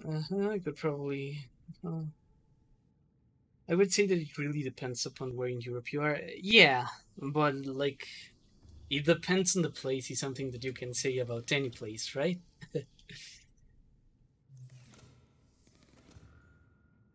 uh, not. I'm not from Canada. I'm not Canadian. I am from Mexico. Meanwhile, this is like saying that Canada is just the USA further up north. Kinda.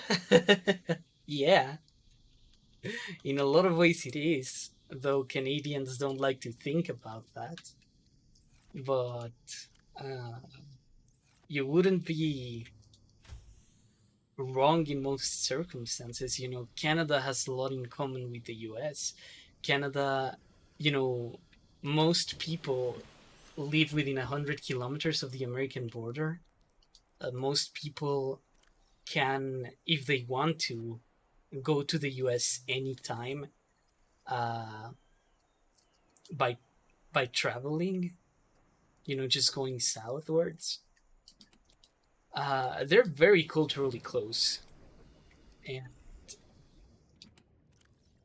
yeah, I mean, oh wait,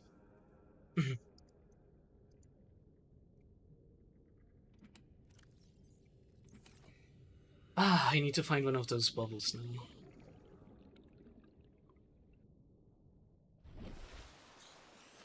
Even in Poland, people sometimes say Europe when referring to just Western Europe. Really? Wow, I didn't know that.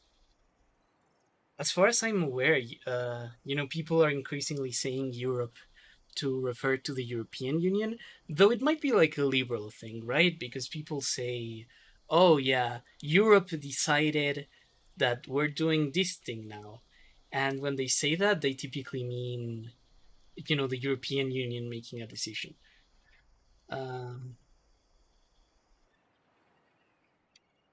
Sweden might not be racist. France, you can't win election without a racism certification. I don't think. Well, no, France is pretty racist, but I don't think that France is like inherently racist. Uh I need to find a thing. On the subject of multiculturalism, define the term before you use it, because I can point out a lot of ways that the USA is not more tolerant. Well, I understand multiculturalism as the idea that many cultures can coexist in the same society. And there are people who believe that should be like an active pursuit. And there are people who believe that to the degree that that should happen, it should be like an organic development, if that makes sense. So multiculturalism somewhere like multiculturalism somewhere like Canada means, we all have different backgrounds, but we can unify over the fact that we share a society and we are able to exist in our own kind of spaces within the society. In the US, it means more, like everyone can become American. Everyone who wants to be American can become American, and they can join in the American social contract. Somewhere like Quebec, multiculturalism means no, they call it what do they call it? I forget. Interculturalism, right? In Quebec, interculturalism is the idea that everyone can come. It's kind of like the American multiculturalism.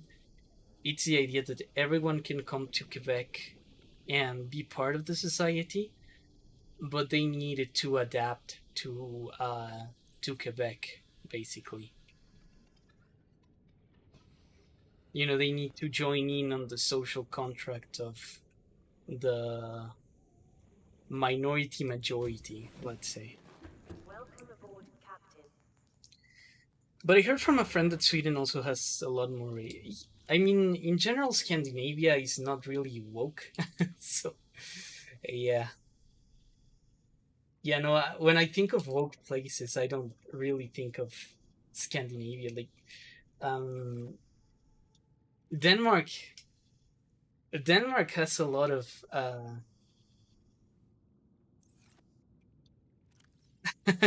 identity troubles, let's say, over its relationship to multiculturalism. So yeah, I mean, a lot of places in Europe are not really multicultural. Mhm.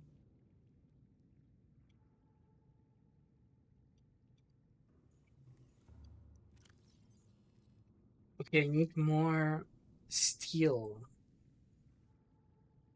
Is there anything I can like? I guess I don't need this, and I don't need. I can drop by the salt. Silicone, I don't need on me right now. Uh, Gold goes here. Uh huh. As an American, I really like multiculturalism because it allows me to view things I never would. Like you being from Mexico, have a different experience than me, and I find that interesting. Yeah, I mean, multiculturalism is about, I guess, different cultures have always existed together, but this thing that they should exist together in a sort of society that is kind of unified in its purposes, that's something really new. that's something really new, Welcome aboard, Captain. whichever way you look at it, right? And I guess it's interesting to see how it's developing, because there are a lot of people who are kind of pessimistic about whether multiculturalism can succeed. But there are a lot of people who just kind of observe multiculturalism as this thing that has been developing, and they're quite positive about it. Like, there are good things, whichever way you look at it.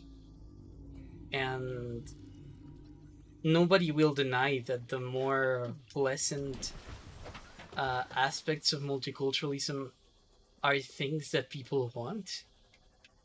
But the whole thing with Trump and people who are aligned with his political project is that they question whether multiculturalism is this thing that should be an assumption, right? Like, should we believe and act and behave as if multiculturalism is this kind of inevitable thing that's bound to happen and to continue happening, and we can do nothing about it?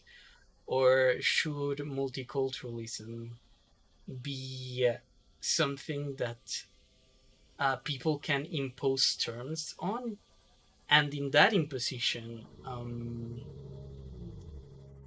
what's the place of something like the quote-unquote native population of a country, right? That's the whole appeal of Trump. What's that? Copper. I don't need copper.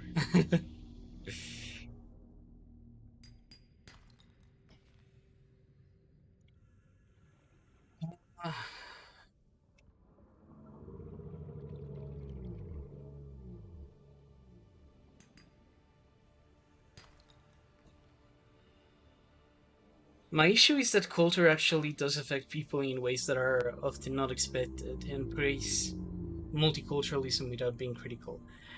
I mean, yeah.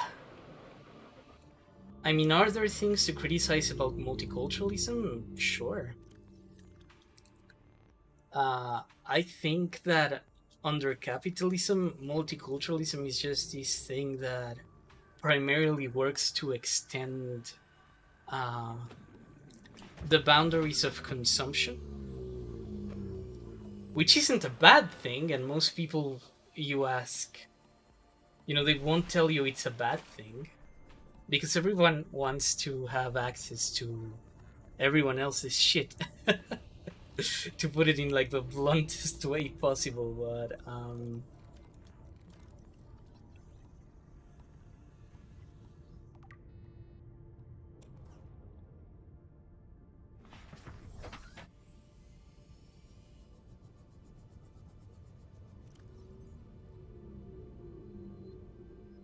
but a lot of people also think it's not worth the trade-off, and that's where the issues are.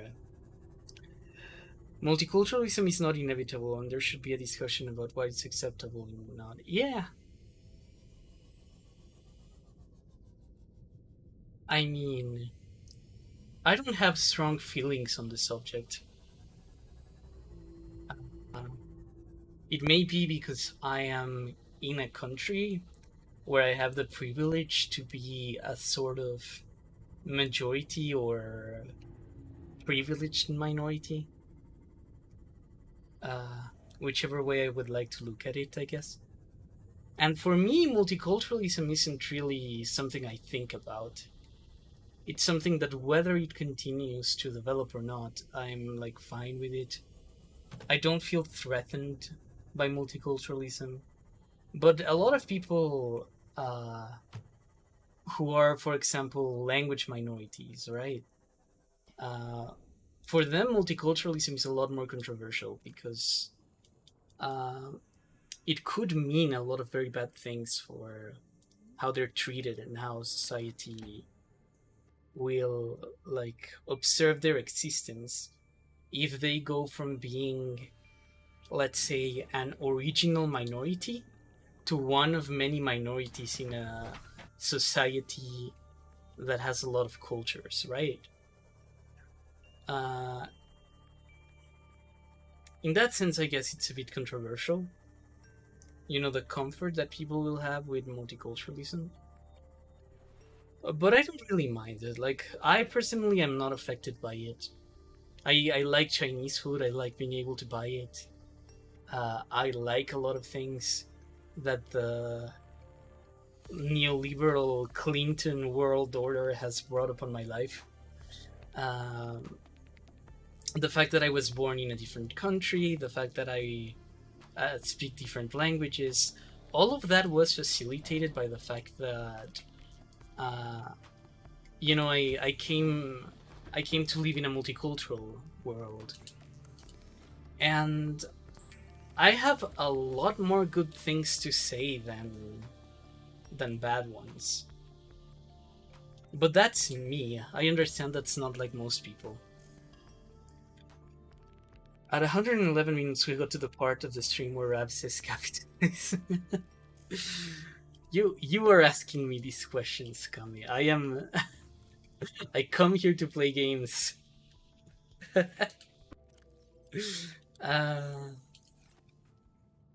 It also really depends upon where you live and in what situation you're in. Yeah. Because imagine being like a First Nations American, right? Like you are like an indigenous minority to a country that has mistreated you and colonized you, and then people like the Irish come in, and the role of the Irish in the greater American project is to serve as, the continued white settlers, the next generation of white settlers in this country that used to be your space. So in that sense, I can understand that some people are really upset about colonialism, about multiculturalism, because when you are like a native population, when you have an active relationship of colonization to a state that seeks to become a multicultural state, then it's like you are being told that your minority status is equiparable to the status of a bunch of other minorities, right? And that's one of the reasons why, for instance, during the Lincoln years, there was a lot of beef between the Irish and Black Americans, because for the Black Americans, the Irish were these people who, who came from Europe and cut the line. They cut the line in the kind of road to progress that was supposed to include them. And then for the Irish, Black Americans were just black, and they didn't like them because they were black. So yeah, there can be like a lot of, there wasn't an alliance between the minorities. Alliances between minorities are something that is kind of done almost out of tactical necessity, but it's not something that most people seek. Human beings tend to be a lot more kind of focused on their close proximity to take, something like immigration necessarily in a positive light. Food is one thing, but culture is so much more. It is belief, values, ideas about the world, practices, and judgments. Histories from before, including various conflicting ones. Yeah.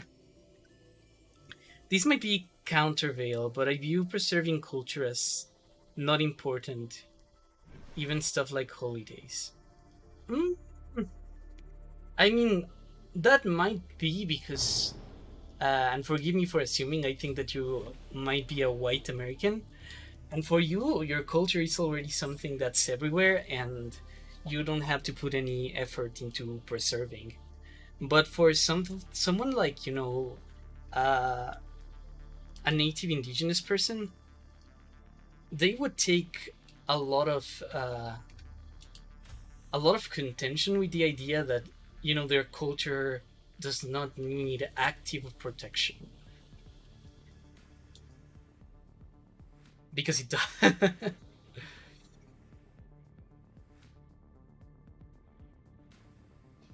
Okay, let's see if I can place it on top of the foundation. No, I can't.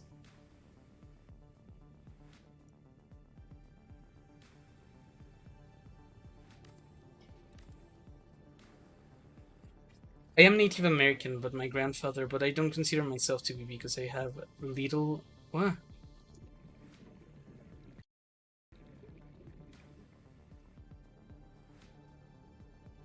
Wait a second. Because I have little to no contact with Native American culture. Yeah, I mean... people who do First Nations history would call you a colonized subject.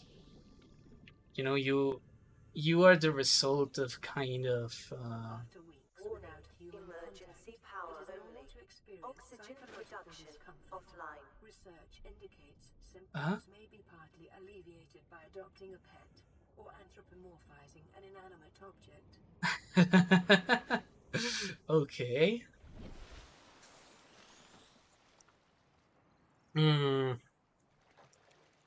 Yeah, I mean,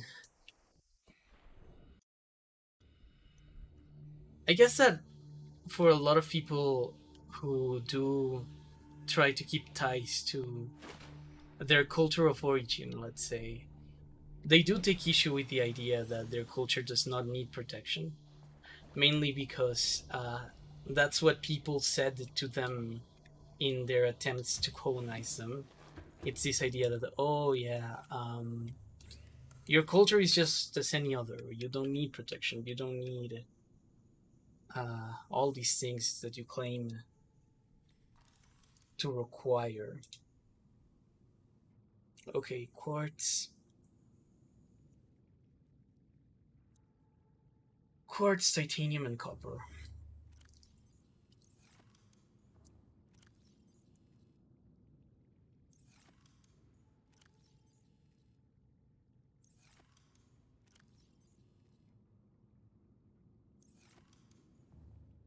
Let's see.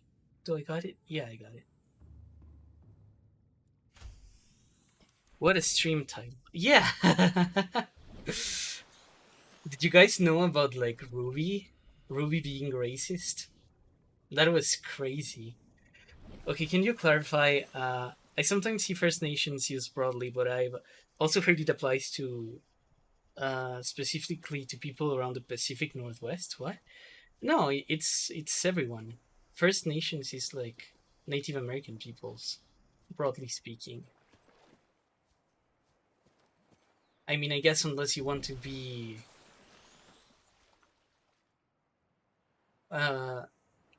really hard nosed and use an older word like I don't think I want to use one of the older words.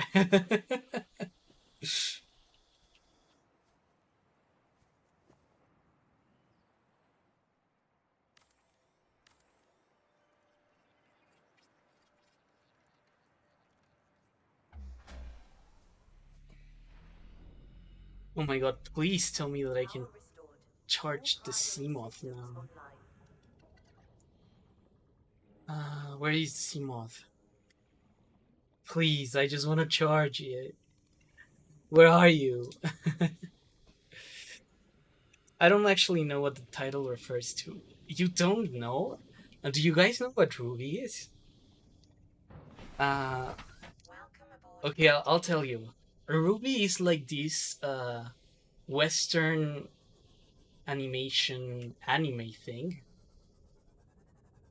that was made like way back in the day.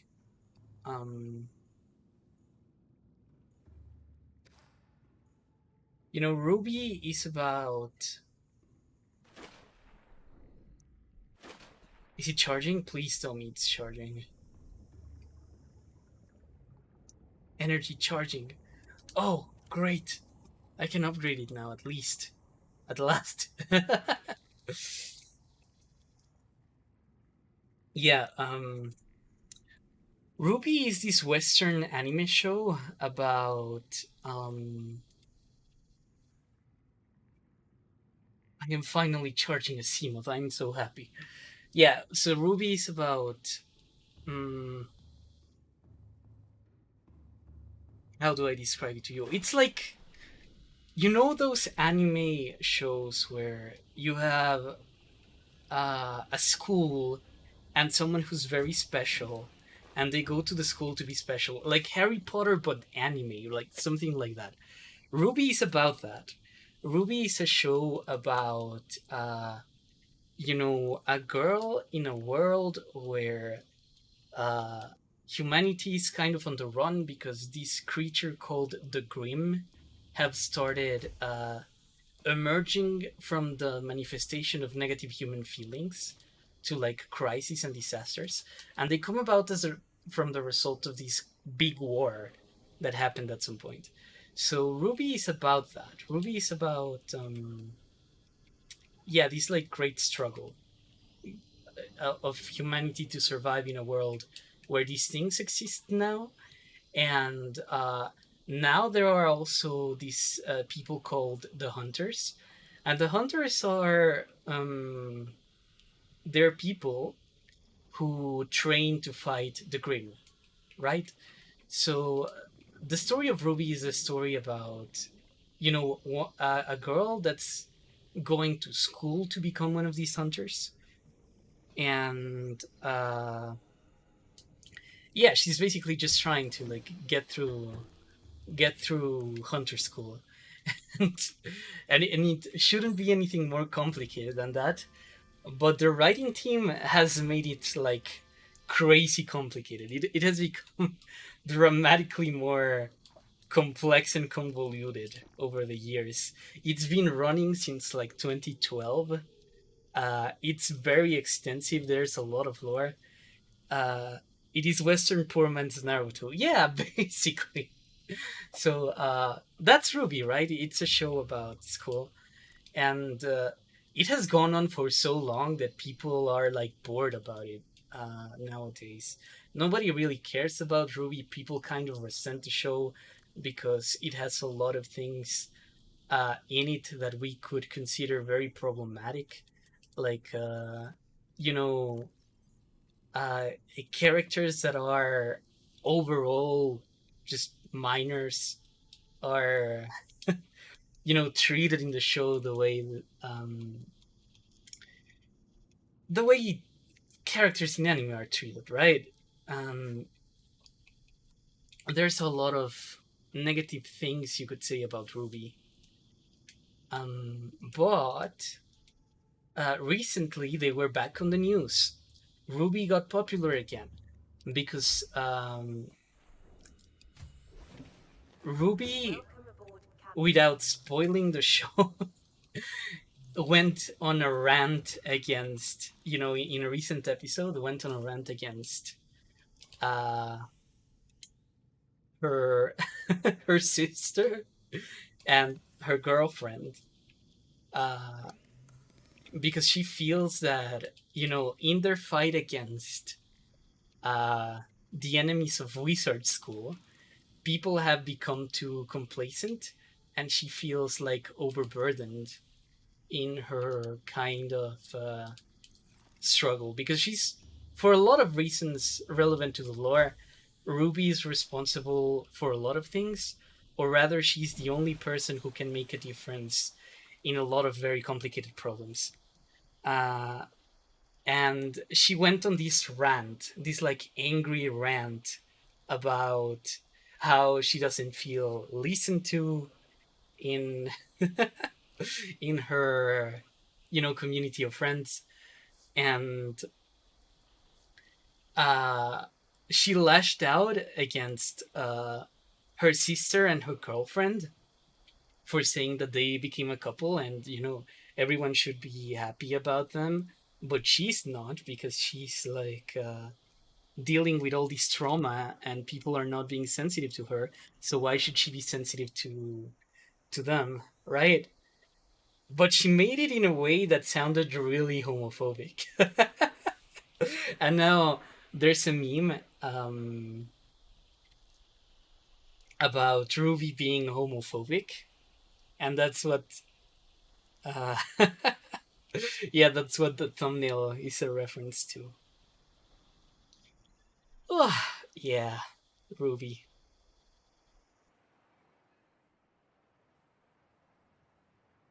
I watched Ruby like a very long time ago, and I had a lot of fun with it.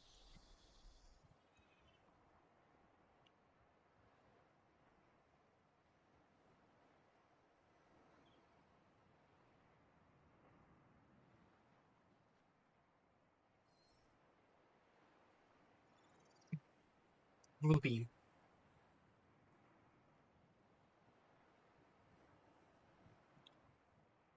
I used to enjoy it, but that was like a very long time ago. I haven't watched it because, it started on YouTube. It was one of those things that got big on YouTube initially. But then the creators uh, decided that they wanted to make their like Netflix ish particular subscription service bigger than it was. And they moved it there. They deleted all the YouTube episodes. Now Ruby is only on this like obscure Netflix thing. And I am the kind of audience that was there when it was on YouTube, and then they lost me when they moved everything to their like website. There came this time where they were doing everything on their website. They said from this point onwards, all the episodes are going to be on the website, and we won't be uploading onto YouTube anymore. And I was like, fine. But then they removed the episodes from, they removed them from from YouTube, and now I had nowhere to watch Ruby, and I wasn't going to like complicate my life to watch this dubious kind of uh, anime about wizard school. Well, not wizard school, but like hunter school. And that's when I stopped watching it. But I was really invested in this story because, especially around season 5, something happened with the editors. A member of the director, the main director of the show, died in a very tragic, allergy thing. He had an allergic reaction. One time he went to eat seafood with his girlfriend, I think, and then he just died. And yeah, that was like sad. And Ruby just had nowhere to go for a while because that guy was like a third of the writing team. He was uh, probably the most talented person in the project. But after his death, I guess the editing team started taking the project a lot more seriously. They tried to, radically uplift what the show had been up until that point. And from season 4 onwards, I really enjoyed the shift in direction they were taking. But season 4 onwards coincides with the moment where they left, where they left YouTube. And ever since, I just haven't watched anything, despite, me still having a sort of nostalgic interest on where that thing went. I like the the weird racism against furries.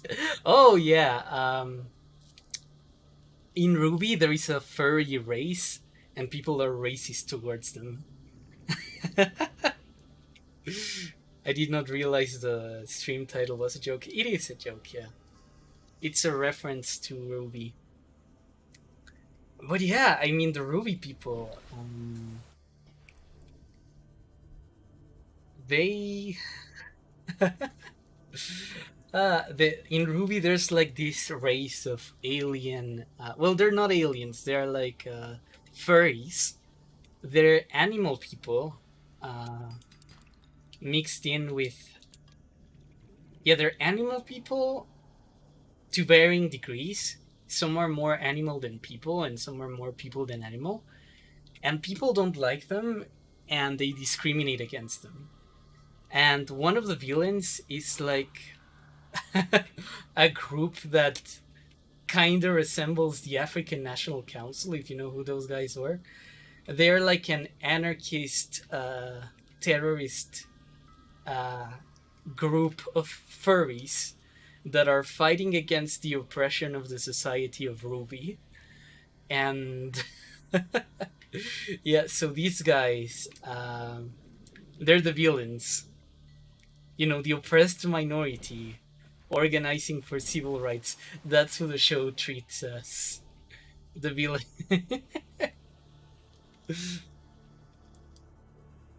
Yeah.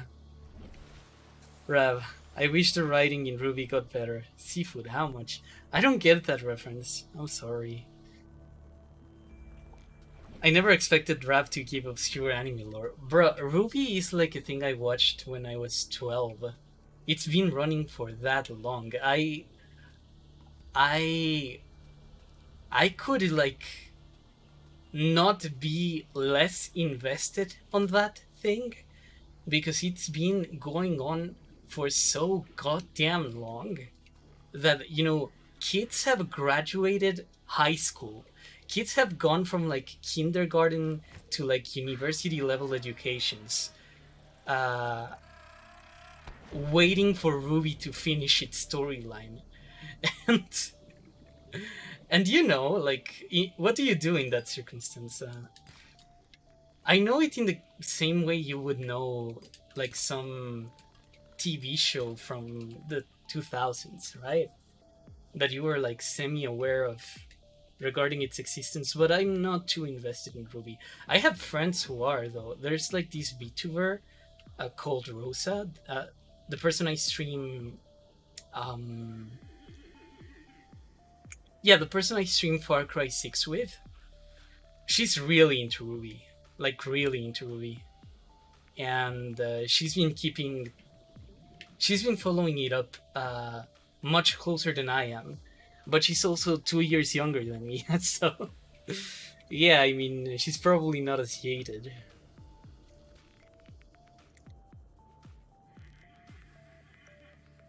RWBY sounds like what happened when you watch a history documentary on LSD. Yeah! It's like a group of people rebelling against the oppression of monsters called the Grimm, and the Grimm are monsters that emerge from human suffering, and they emerge from human suffering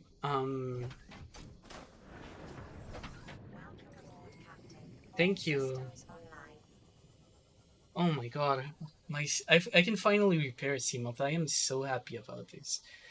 Yeah, so RWBY is about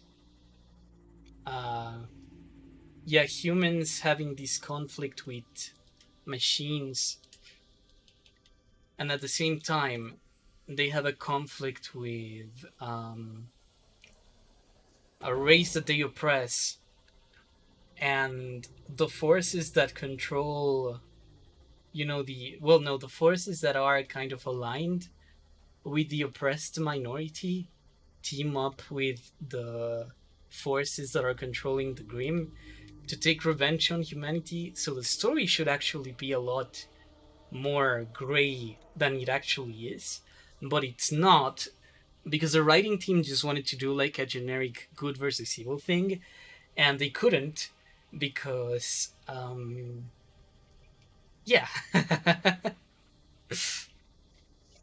they couldn't because I guess they didn't have the nuance as writers to really create the thing that they wanted to create, and that's fine. I mean, if you're not an experienced writer, like, no one can blame you for that.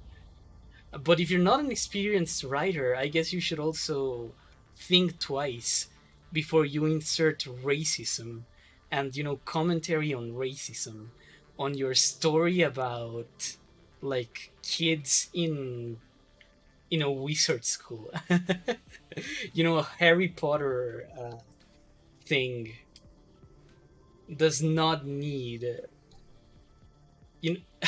commentary on racism. I mean, I don't know, because Harry Potter also attempted to create its own commentary on racism, and they were very bad at it. Yeah, I mean, but Harry Potter is like, the object of so much criticism that I think it would be a disservice to, like, the people who have invested themselves very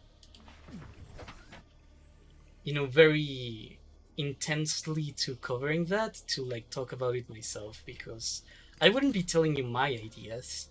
I'm not, like, a big Harry Potter fan. So yeah. RWBY is the kind of... I think you should show RWBY to Kraut. Kraut would hate RWBY, because Kraut hates anime. Yeah, Kraut was just never into it. Kraut is 30 now, and he's gonna have a very difficult time,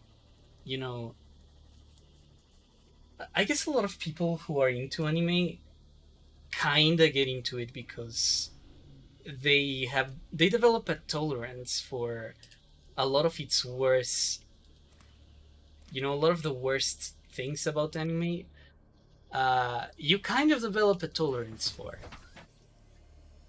And Kraut is kind of past the stage where he could look at something like RWBY and say, oh, okay, there's, like, these underage characters that are being treated very strangely by the plot. But you know what? It's anime. I have respect for the medium. Kraut wouldn't have respect for the medium. He's past that. He's past the point where he can tolerate that kind of thing, I think. I've tried to introduce him to things that are, like, a lot less controversial, but he has that kind of reaction of, like, yeah, no, this is not for me. What are these, like, strange bubbles? I wonder. RWBY is the kind of show where you are rooting for the villains. Yeah!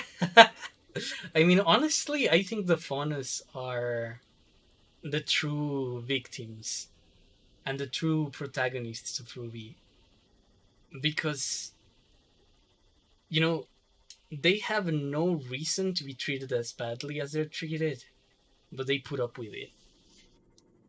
And I respect that, because they still try to, like, work out in this, like, messed up universe that the writers created.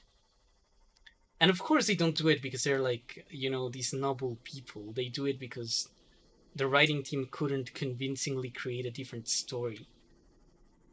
But they created this very complex minority, I guess.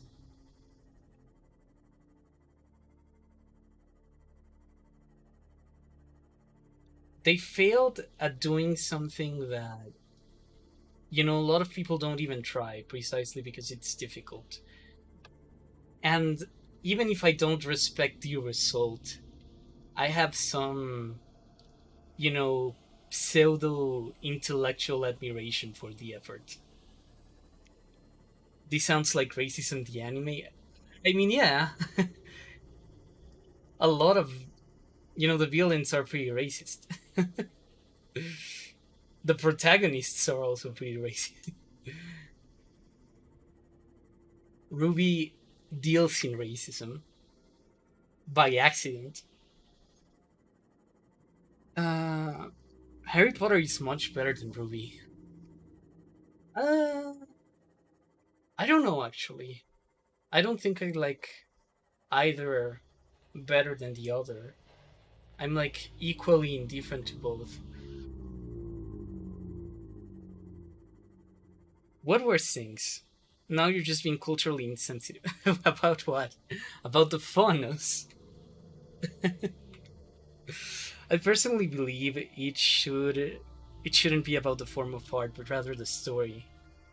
Like, why would people only care about something if it's anime, or wouldn't care just because it isn't? Um, I don't know. I guess people are just kind of non-receptive to cartoons, and in their being non-receptive to cartoons, they can have a lot of these prejudices. Mm, you know, a lot of people think of cartoons as this thing that kids watch. It's kids' entertainment, and as long as they have that prejudice, they miss out on a lot of media, and you know they can afford to do that. It's not like, yeah, it's not like there's uh anti-cartoon racism or something like that somewhere out there. Welcome aboard, Captain. I am very happy because I am about to do what I set out myself to do this stream, which is create the creature, la criatura. I am going to create a sea moth. Well, not a sea moth, a prowler. Dun dun, dun dun.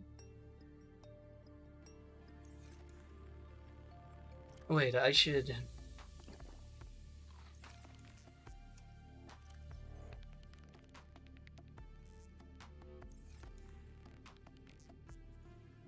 Okay, I'm gonna put one of you in, and one of you in, and I need the special class, and 2 of the blessed steel ingots. What? What am I carrying? Okay, you know what? I'm gonna drink more water. I actually need to drink water, like in real life, soon as well. So I guess I'm gonna end the stream once I finish doing that. Okay. Know about anime. Anime is not a culture, like no matter how much you like woko haram people try to sell me on it, anime is not a culture. It might be a form of cultural expression. First, piloting a prawn suit to feel a sense of limitless power. Prawn operators receive weeks of training to counteract this phenomenon. You will have to make do with self-discipline. Oh. Okay. Welcome aboard, Captain. There we go.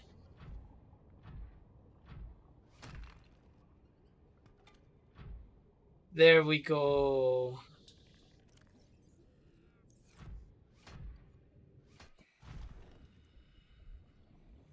We finally got it. This is a tank.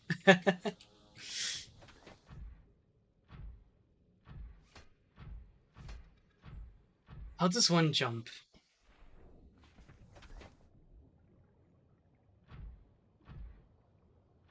How do I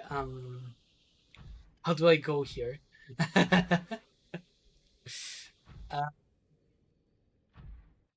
Okay, I made this thing. I'm just like not sure.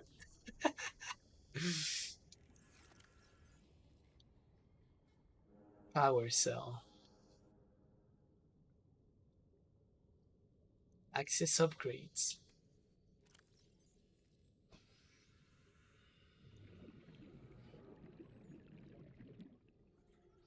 I can give it special hands. I know I can do that. Oh well. I don't have to figure this out right now. We got like our thing now. this thing can go like very deep underwater. I just need to figure out a way to make it yeah, to make it jump, because it seems that right now it's just kind of stuck walking, and that's not great. Yeah, look, it's like chilling down here. Yay, we got the prawn. Okay, so I guess the next time I stream, I am going to be doing things with this. And I got a fully charged and repaired Seamoth now, which is also great. Yeah, we're doing a lot of progress in this game, which I'm very happy about. I'm just gonna save it. And we're gonna leave.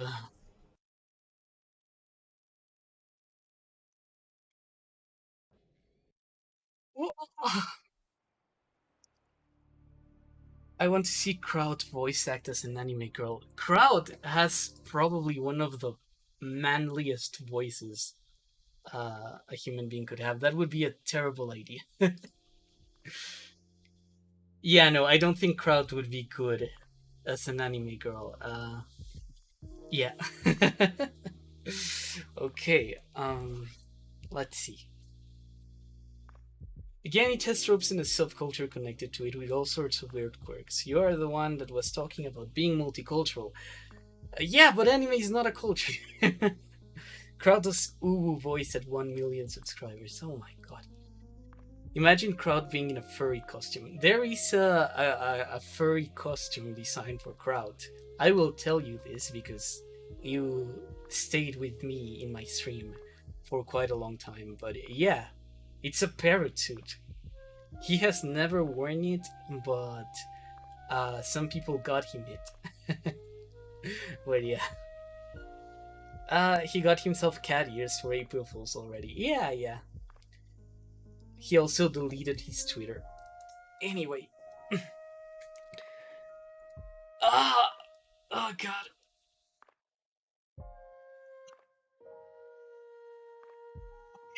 So that was really fun. Thank you all for coming. We got a lot of progress done in Subnautica today. I'm happy about it. Post it. I will consider that. Yeah, so I'm very happy with what we've done. I'm very content with this stream. Thank you all for attending. I will be. I'm not sure. Tomorrow I have a Spanish language stream over at Rosa's channel, Rosa Coetl.